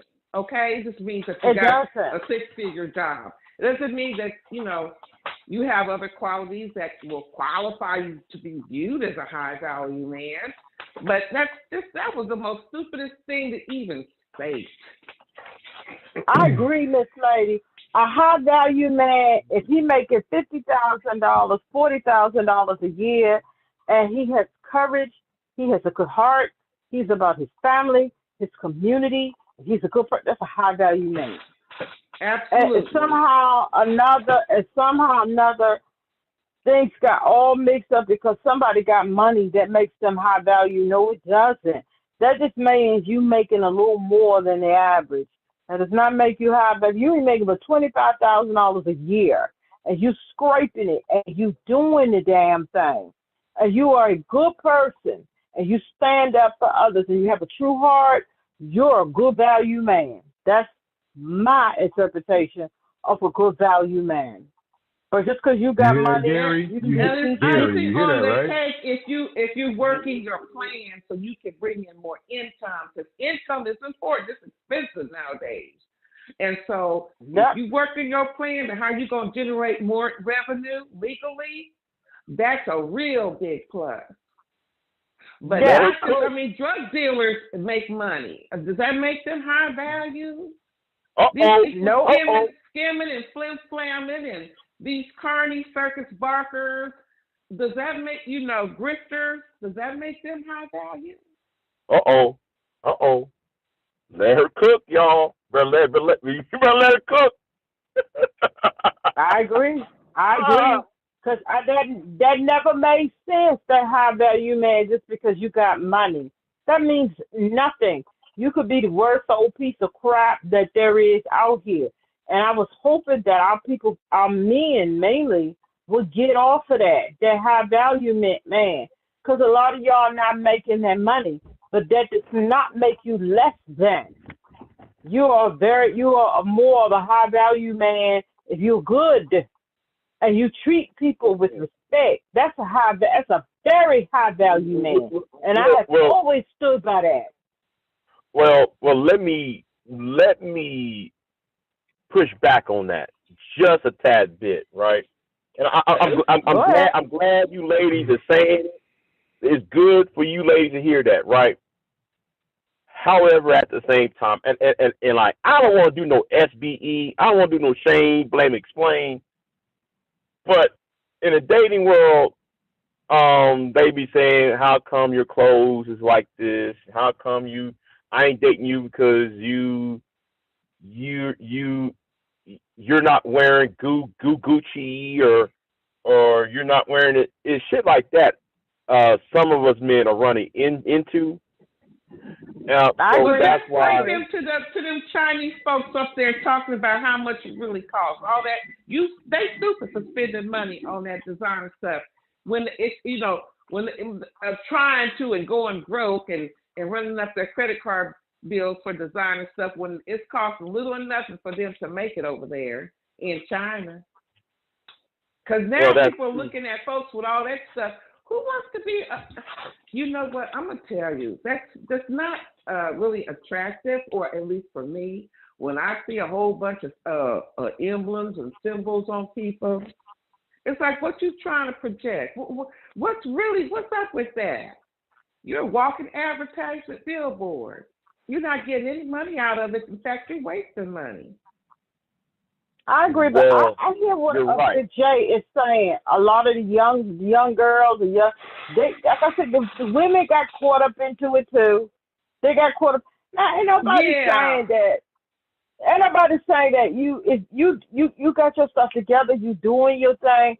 you go get with somebody who's making $5 an hour. That ain't what nobody's saying. It's not what we're saying. That's not That's not what we're compatibility. saying. Yeah, you have to get with on your level. You meet someone your age. You meet someone, and you will build something together. That's the thing.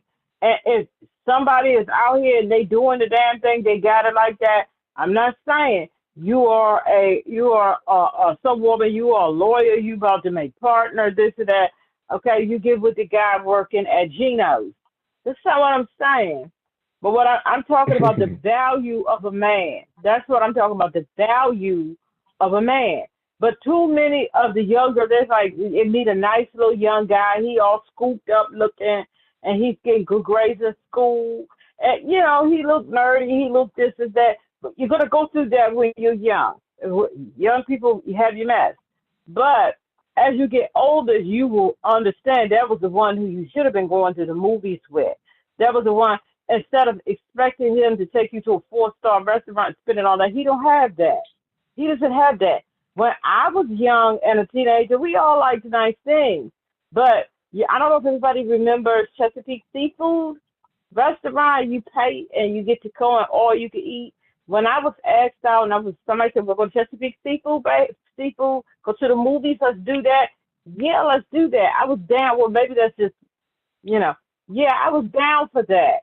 But I see like a lot of the young girls now, they want to go to these high-end restaurants and stuff like that. They want all of this, that.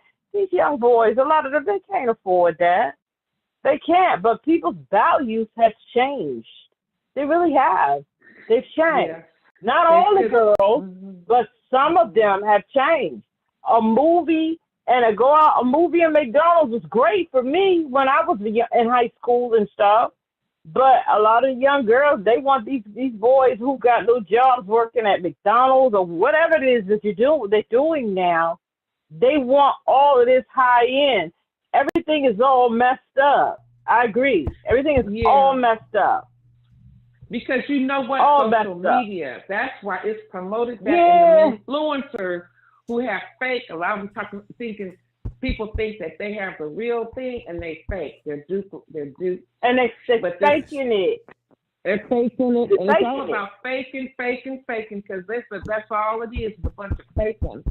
You know, didn't go to Burberry and buy that shirt and that scarf. You didn't go to Gucci and buy that belt. Come on, let's be real. It's all fakery. And it's all about externality and not what's on the inside, what your goals are, what you're working on, what your character is like. And if you love and respect yourself and respect your family and respect women and each other. It's all about pretend. Let's pretend like I got it all going on. When you don't, and in fact, you're wasting energy with all that pretense when you should be working on really, getting it together. And striving to have and striving to build. Everything is all messed up. It really is. It's all messed up. But I'm gonna hold on to. Now, I'm not talking about like somebody my age or other than some of my friends or this or that.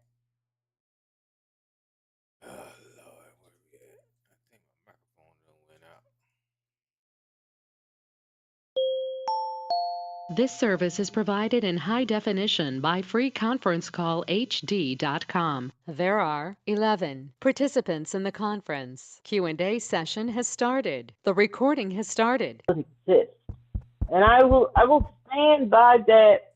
I will always hold to that. When I was a young teenage, Chesapeake Bay Seafood, and a movie, I was down. I was down for that. What did you order from there? Crab cakes and stuff? Well, at Chesapeake Seafood, we live in Maryland, so we're seafood state. And with Chesapeake Seafood, they had all you could eat. You pay something like, back then you pay something like $14, $16, and you get all you could eat, just big crab legs, or all you can eat shrimp and different things like that. It would be, they're gone now. But that was on my age. The French fries was, it was every day. You would pay for all you could eat. This is when I was in high school. If that's what all the young people would go for days. You pay for like $14, you get all you can eat shrimp. $16 all you can eat crab legs. And then I remember it went up to like 18. But that's something that somebody with some sense can afford. And then you go to the movie theater was across the street. I think we still have one or two Chesapeake Bay seafood houses. That was up my alley.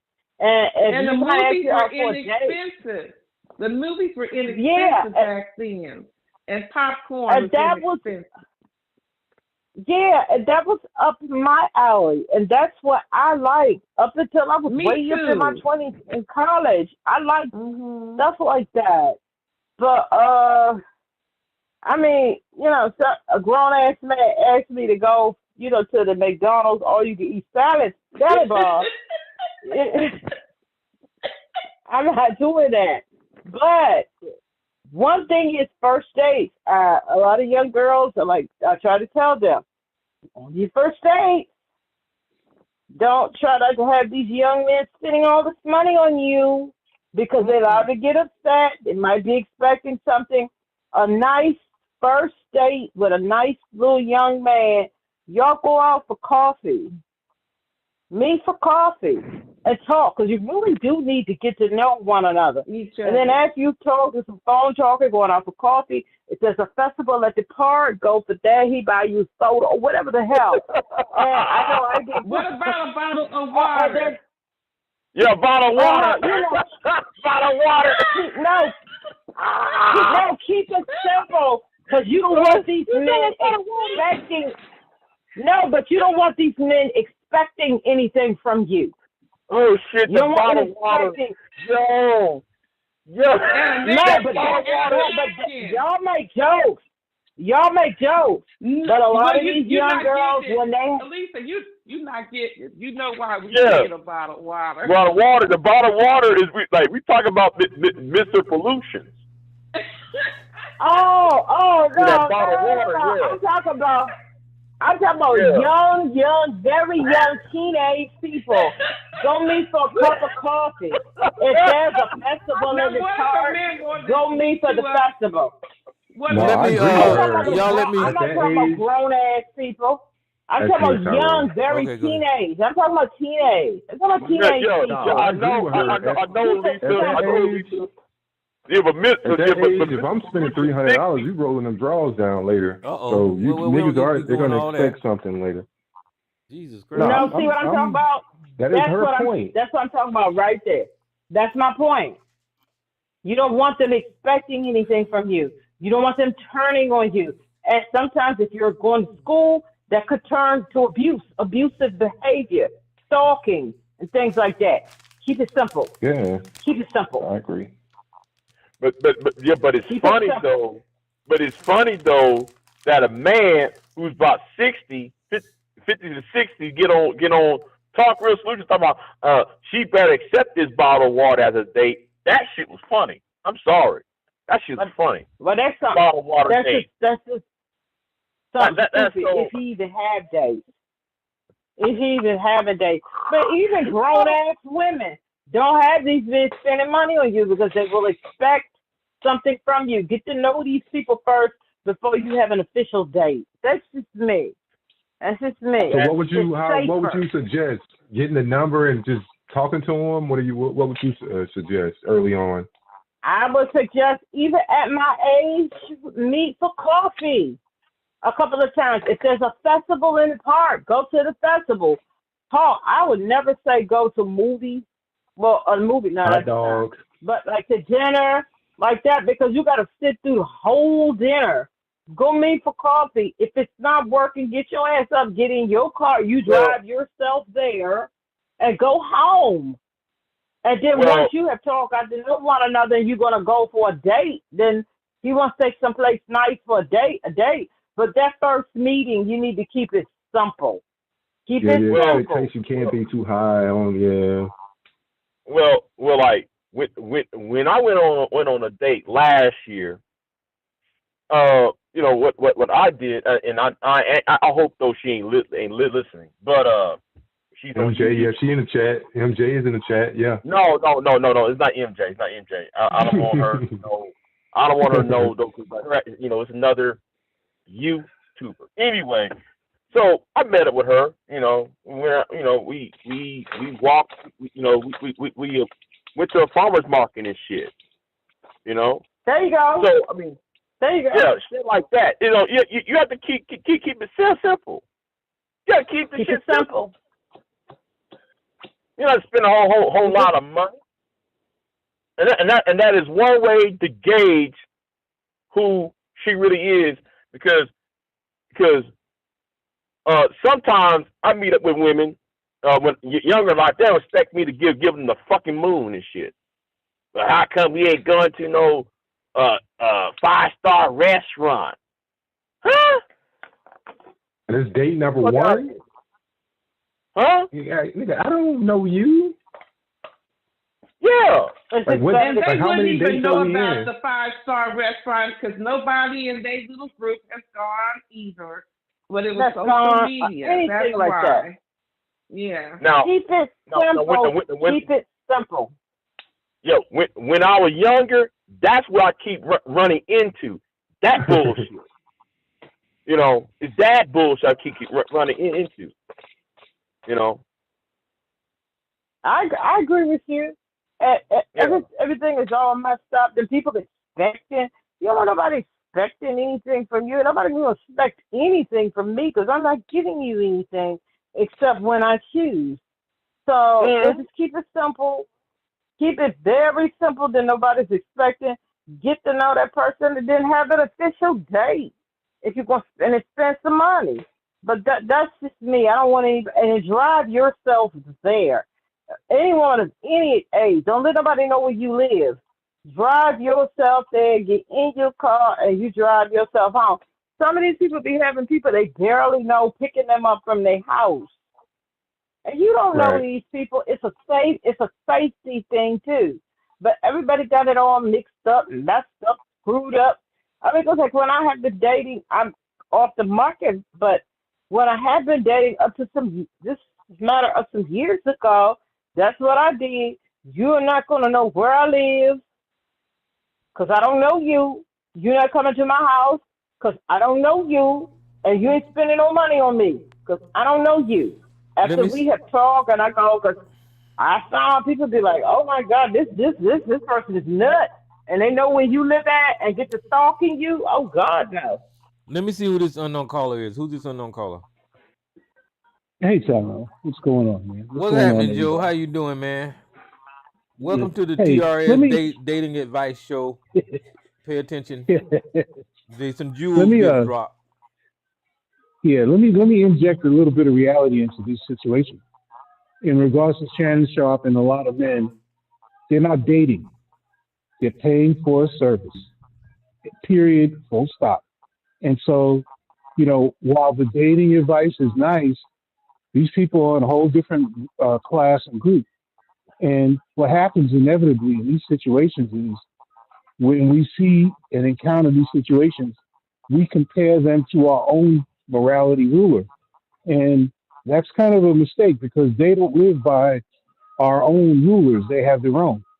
And so, just to be clear, these people are not dating in a traditional sense.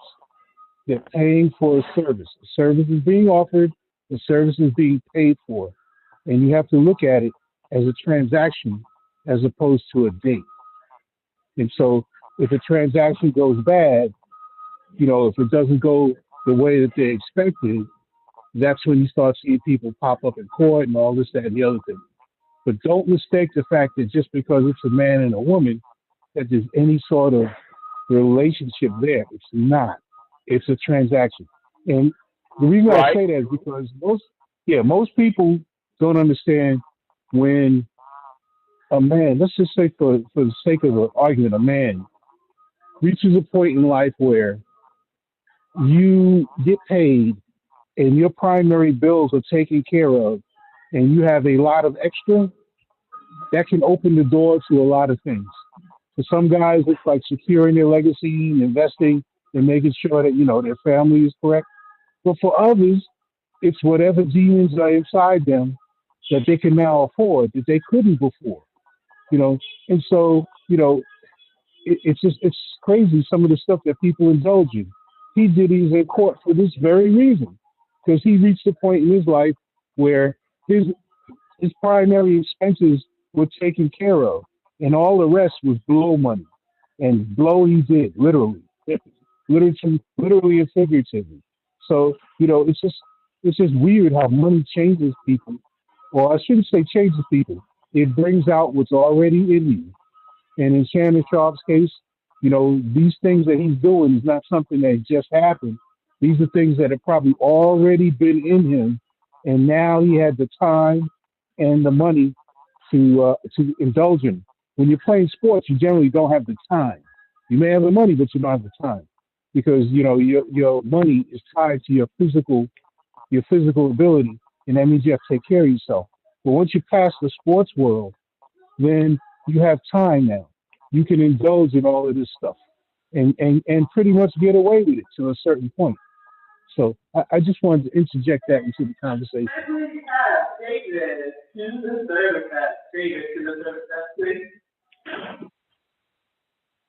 But I see your point, Joe.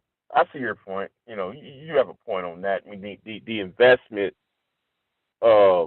that person is putting all into themselves, and then later on that they're trying to sow their wild oats. I get what you're saying.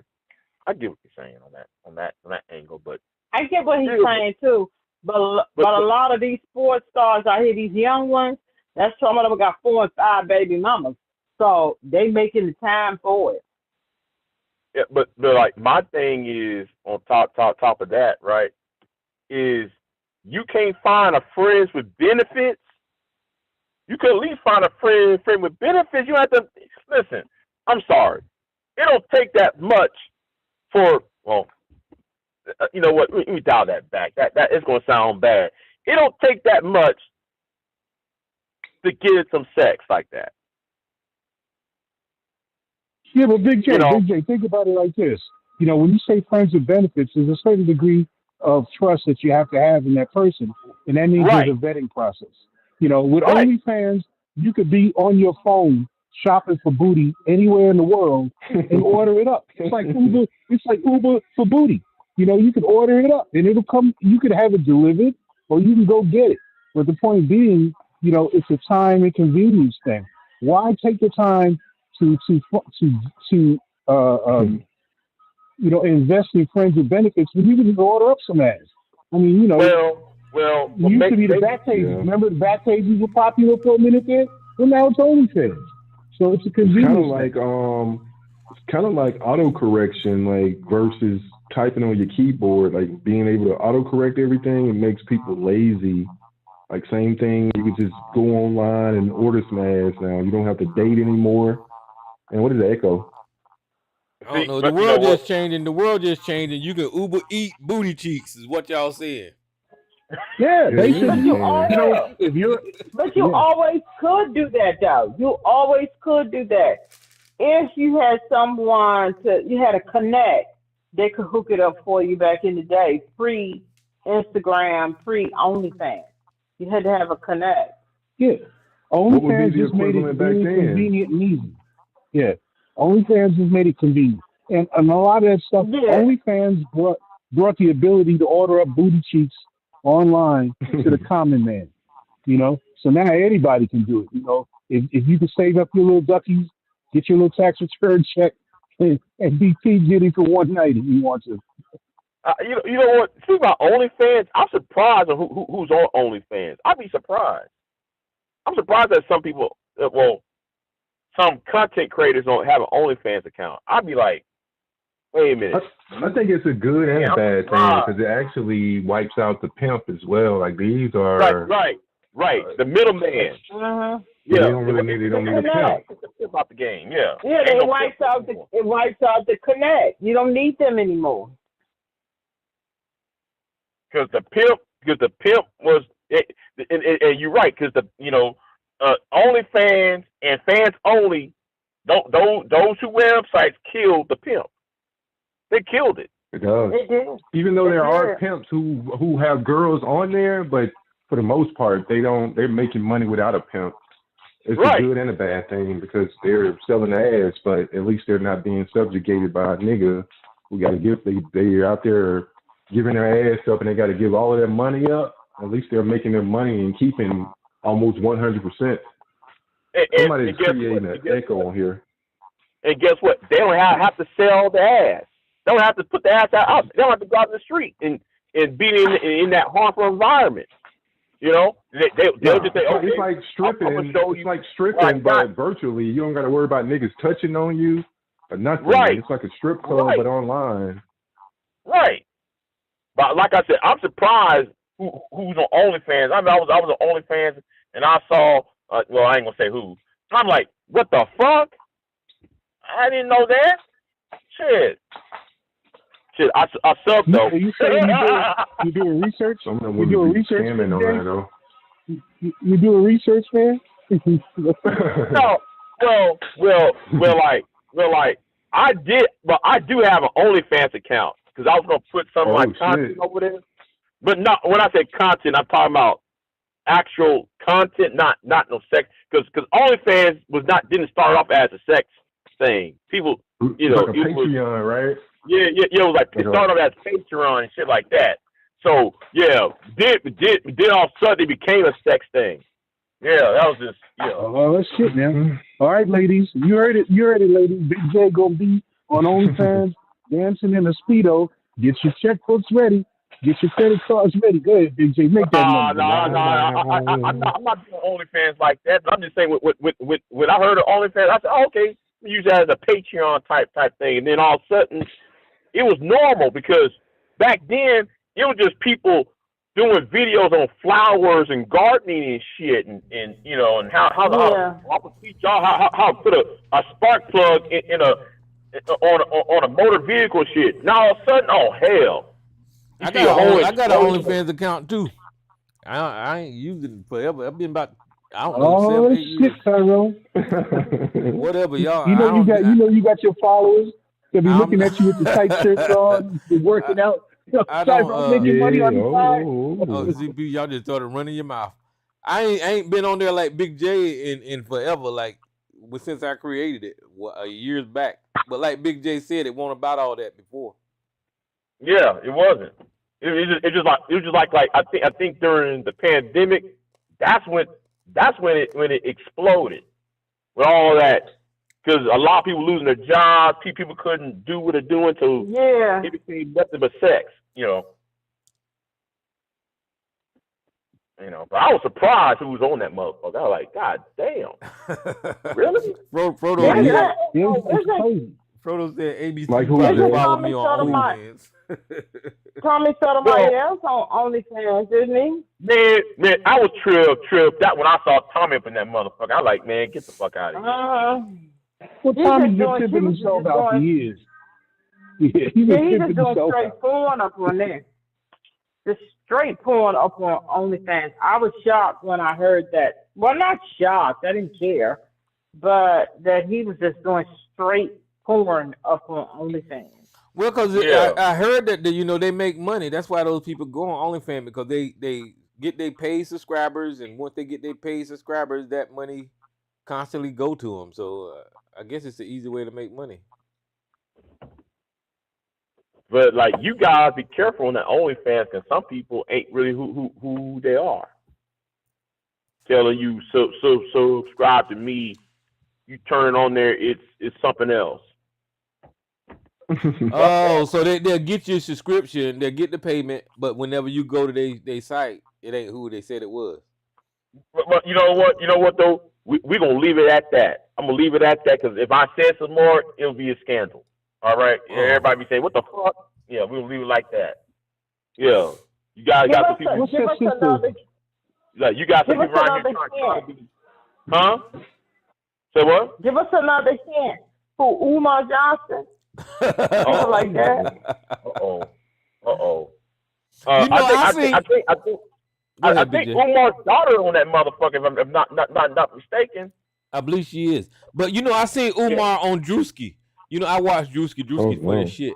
I seen Umar Johnson on Drewski's show, and that's exactly where he need to be. He need to be a character on a show. He's a good actor. I give Umar credit for everything that he did on that show. But as far as leading black people, he can go kiss my ass with that dumb shit. What's Drewski? Oh, y'all don't know who Drewski is? Oh man, No, it I could have don't. been records. It's a series. A guy became famous, social media famous. He's a big light skinned guy. He became famous and he created this record company, like a fake record company, and it's like a reality type show, but it took off on social media. And I've been looking at that series. It's a bunch of bullshit, but I think it's entertaining. It's funny. Speaking about internet shows, I miss Faded Jane. God damn that. Whew. Never mind. I'm gonna leave that alone. That is a beautiful woman. You said Faded James. Yeah. She's a light skinned woman with the fade. Very cute. I just find her very, very cute and shit. But anyway. Damn. Oh, okay. girl, the girl that was always caping for men. She married Gilbert Arenas. What is her name? She got like a accent. What's her name? You don't know her? Let's see. Hold on, let me look her name up. She was always on O'Shea and them panel, and let's see here. Arena. You talking about? Hold on. Are you referring to Sister George? Melly Monaco. Oh yeah, You know her? yeah. I know her. Yeah, I know she her. married Gilbert Arenas. Damn, really? Oh shit, yeah. Like some of these women are marrying these manager niggas though. I'm tripped out. I'm tripped out on some of that shit. Meeting up and marrying. She bad though. Yeah. Tall. Your boy Mumia is on Clubhouse. Who? Mumia. Mumia. Obsidian. Yeah. Obsidian. Oh yeah. Oh Lord. Yeah, he's over on Clubhouse now. That's your boy, Jay? What happened to they've been at it for years. Big J and Obsidian been going back and forth for a long time now. But what happened to the girl that ABC used to lust over? The voluptuous girl that was kind of conservative. I can't think of her name. Nyla? No, not Nyla. She was associated with Nyla. I can't think of her name. She was voluptuous, and ABC used to obsess over her titty meat all the time. And he had on this. Huh? Renaissance woman? I think so. I remember she was a conservative blogger, and ABC was all crazy. Wait. I know you're talking about she had the big old, I don't remember her face, but I do remember the titties.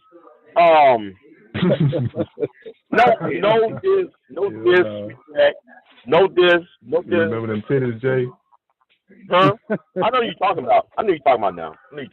Yeah. I still think I haven't seen her or heard from her. And how's your girl Cynthia G? She's still out there? She is back. She's back on YouTube. Yeah, she's back on YouTube. Mm-hmm. Yeah, she been. I off YouTube for at least years, for months. She came back, but she's not as hardcore as she used to be. They kind of pump the brakes on her. Yeah, they pumped the brakes on her a good bit, and then Obsidian got run off of YouTube. Yeah, he got ran off. He got ran off. Yeah, he ordered Rumble. He's on Rumble. He's on Clubhouse. I hear him damn near every night on Clubhouse, still doing Obsidian stuff. Said he has a new book coming out at some point. Oh man, don't even give me started about them books. If you read them books, man, you be like, this is a waste of time. Reading them stupid ass books. He said there's a conclave coming up, so I know you're gonna be on top of that. Conclave of men. Yeah, the conclave in Houston. There's supposed to be another one in Atlanta or some old shit, and hey, whatever. I didn't even know that nigga was still out there, to be honest. Oh yeah. It's on Clubhouse. Like I said, you go to Clubhouse, there's a certain room that he's in that I listen to and have me cracking up because they kick him out of that room on a regular scene. He hadn't changed in years, you know. He ain't changed. But old girl. I don't know how it was Kevin Samuels who blew up and not him. Like he gave dude his start and dude just skyrocketed. I don't know. Yeah, you're right. It was one of them in a wheelchair. Who was that? He got run off YouTube too. That lawyer got in his ass. I'm sitting here in a wheelchair. I think he be on crutches. I think one of his legs or. Huh? He's on a cane. He's on a cane? Yeah. Yeah, he has a cane. No, but one of them was in a wheelchair. I mean, he was I think he was a paraplegic. And he was harassing. He was out doing the Tommy Town. He was harassing this black lawyer who had all these judges as friends and stuff. And he was getting checks from disability checks, and he carried on so bad they got his disability checks cut off. They got him kicked off YouTube. I forget. I can't think of his name. That wasn't Obsidian. This was somebody else. And she kept telling him to leave her alone. She had videos and stuff she was giving to black women, for support and for this and that. And he kept messing with that woman. And she pulled out the big guns. They got these judges and stuff. They got on Google. And then they got, because for harassment, they got his checks cut. And he needed his checks, his disability checks and stuff. They got him cut off disability and thrown off YouTube. See, that's when you mess with the wrong person and you find out because you don't know who you're messing with. And that was the funniest thing. But that wasn't Obsidian. It was one of them other fools that was around during his time. And the moment she found out somebody had leaked it, that he was in a wheelchair getting disability, and certain things you can't do, and harassing and stuff people out there. And she was a lawyer and had big time friends. They wound him up, and I haven't heard from him since. But I didn't know Obsidian walked with a cane. I didn't know he was Spark Triple Two. Oh yeah. He walked with a cane. I never watched it. That's why that other dude kind of changed his. So I can think of he's still on YouTube. But after they wound up Obsidian, and then the other guy I'm talking about, I mean, they really did that other one. O'Shea Duke. That O'Shea Duke. He's still around, but he has kind of pulled back off of some of the stuff he was doing. Man, like you missed that live stream he did the other day. Man, he was calling out them niggas out, man. If I was talking about black women, y'all send me all money, but since I'm talking about y'all ain't giving me shit. I mean, he was going in on niggas. He was going in on niggas. He pulled back. He pulled back how he used to be, because how he saw how the mother once got wound up, he pulled back. Yeah. And it was probably what was his mother though that made him pull back. That's probably what his mother he did say his mother got on him too. But the one who was in a wheelchair, they had collected money and stuff to pay some of these high-powered lawyers and things like that. And she got these judges in on it. Man, they wind his ass up. And then when they had announced that they cut his disability checks, because I gave some money to it too. Because he was harassing that woman. Man, they finished him off, got him stripped from everywhere. I wish I could not think of his name. See, that's why you think you could just be Tommy, and you don't know certain people you messing with, you don't know who you messing with, and he found out. Yeah, Tommy spawned a whole bunch of folks that thought that they could follow in his model, and they have come and gone over the years. Yeah, but what happened to that dude, the lead attorney? I haven't seen him either. The lead attorney is his health is winding down. Oh really? Yeah, he got cancer. Oh I don't wow. I know didn't if know he's that. around or not. He I struck don't know me if as he's a around or very not. angry person. Very angry. Yes, Wow. because Yeah, he 'cause Now didn't Dennis he didn't Furlan. start out like that. Now Dennis But he Furlan, on the has other hand, Dennis Furlan talking about I'm gonna sue Taz and Nyla, and I'm gonna sue Cynthia G. You trying to find their addresses to sue them and shit. Anti-black male hate speech. Don't you ever talk about black men. I'll sue you. Blah blah blah blah blah blah blah. Like, okay, Dennis, whatever, man. You and then though he had to fall back. He had to fall back from all that SBE trying to shame black women videos. He had to fall back off of it. They had to Is fall that his back. name? Bone Crusher? Is that his name? no, that's somebody else. Nah, Bone Crusher died. Man, he died long time ago. Yeah, Yeah, he been dead a Bone Picker. while. Yeah, Bone Picker died around. I want it 2017, 2016 when he passed away. Yeah, it was a while ago. He been dead a while. That was a long He been dead a minute. while. That's a long minute. But I think a lot of people start pressuring, filing lawsuits against Google, and they start cracking down on some of these fools. When was this? Because I write a legal brief on this shit. Cause I want Google to get rid of them. Tell you the truth. They got rid of some of them, and that's what the raising of the money was for, to file a class action lawsuit against Google. And some of the ones that I mentioned, they got caught up in that. I gave some money to it to file the class action lawsuit, and a lot of them started disappearing, and some of them started changing their tune because they saw it was no longer, this is just not going to continue to fly like this. what about that angry man? Oh my God! Oh, Don't Angry even- Man, yeah. Angry Man's still around. That nigga's on Fox Soul. When I saw him on Fox Soul the other day, but he was on Fox Soul like 3 days ago. I was done. I said, y'all allowed this nigga to come up. Then I saw Angry Man on Jason Whitlock's show. I was like, get the fuck out of here. Stand that man. Oh God, he's just Stephen A. Interviewed your boy Joe. Well, What when you they talking gave about, a man? tribute to Kevin Samuels on BET, some The award Brandon thing, Tatum dude.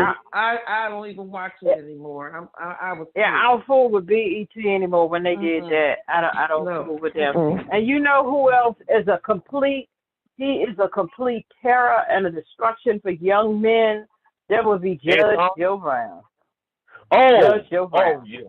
I'm gonna say this right now. I'm gonna say this right now. I'm the one who fucked up his mayoral run because I played that tape. Yeah, because I don't know if y'all. Well, Judge Joe Brown been over here already. He's been here before. He's been on TRS before. Yeah, he has. He's been over here. He's been all around. Yeah. Didn't Sarge say he was doing the show with him? Sarge said he was doing the show with Joe Brown? Yeah. I didn't know that. Where is Sarge at? Because I want to talk to Sarge because Sarge called me out earlier today, talking about what happened down here in Texas. Talking about the governor of Texas going after Muslims because the Muslims trying to create a Islamic neighborhood over there in Plano. And and the governor trying to shut that down. And then the governor of Texas going after the city of San Marcos because San Marcos said, we're going to protest against the, that war in Gaza, that country that's attacking Gaza. He's talking about, so he's going after them. Yeah. And I said, okay, if y'all so against these Muslims creating this city and no other people can come up in the motherfucker, then go to Ryder, go to Jasper, go to White Settlement. And here's the thing: there's a town called White Settlement, Texas. There's only one black person in that city. So why don't you go at White Settlement? There's all these There's only downtown. one black person? Yes. The Who is town the is black called person? White Settlement. Huh? Who is the black person that's there? I think he's like a government employee or some shit. It's like one black family in there. There ain't nothing but white folks in that town. And the motherfucker says White Settlement, Texas. I'd be like, what the fuck? But like you don't see them going after those towns, especially Viter. Viter will not allow your ass up in that motherfucker. I remember one time I drove through Viter. You better not. Only thing you better do is pump your gas and leave. Do not spend more than 10 minutes in there. That's all I got to tell people. If you got to go through Viter, I'm telling you, do not stop. Don't stop up in that motherfucker. And especially what happened in Frisco. Or what's his name? Stab that white boy. Now I'm gonna talk about this shit, right? So everybody talking about, well, if the roles was reversed, you would. Okay, white boy stabbed a Mexican in a similar position, but I don't hear nobody saying, well, the white boy was a thug. I don't hear nobody saying that shit. But Kamala Anthony can sit there and stab somebody. Oh, he's a thug. He's this. He's that. His mama's a hoe. Huh? What the fuck? You know what? I'll be quiet. I'm ranting. Let me stop ranting. Sarge is on almost every night, man. He has his tantrum and leaves. He throws his tantrum and then he goes. Well, I told Sarge I was calling in tonight, so me and him can hash out this, his little problems with me and shit, talking about, well, God is only mentioned in the there's no Jesus in the Project 2025 report. I'm like, Jesus don't have to be in there. It says biblical. If you say biblical principles and biblical this, well, guess what? The New Testament is the main. Jesus is the main character in the New Testament. So therefore, if you're using the word biblical, therefore, though, you're trying to get people and force people into Judeo-Christian beliefs and condemn anybody else. And I was on that website called. There's a website called 2025. Project 2025 tracker. That's a nice site. Y'all might want to check that site out because Donald Trump is about 41% done in implementing all of the policies. And that's just 3 months in, 2 months, 3 months into office. He got that much done. 41%. I would hate to see what he would do by the end of the year. I'm just saying. Well, he's doing it by executive order, So he's not going through Congress. He's doing it by executive order, so he's not going through Congress and he's not following, the normal procedures for doing it. It's just a matter of time before the pushback comes, at that level. Yeah, but I'm gonna say this to black conservatives, y'all. There is gonna be a great awakening for them.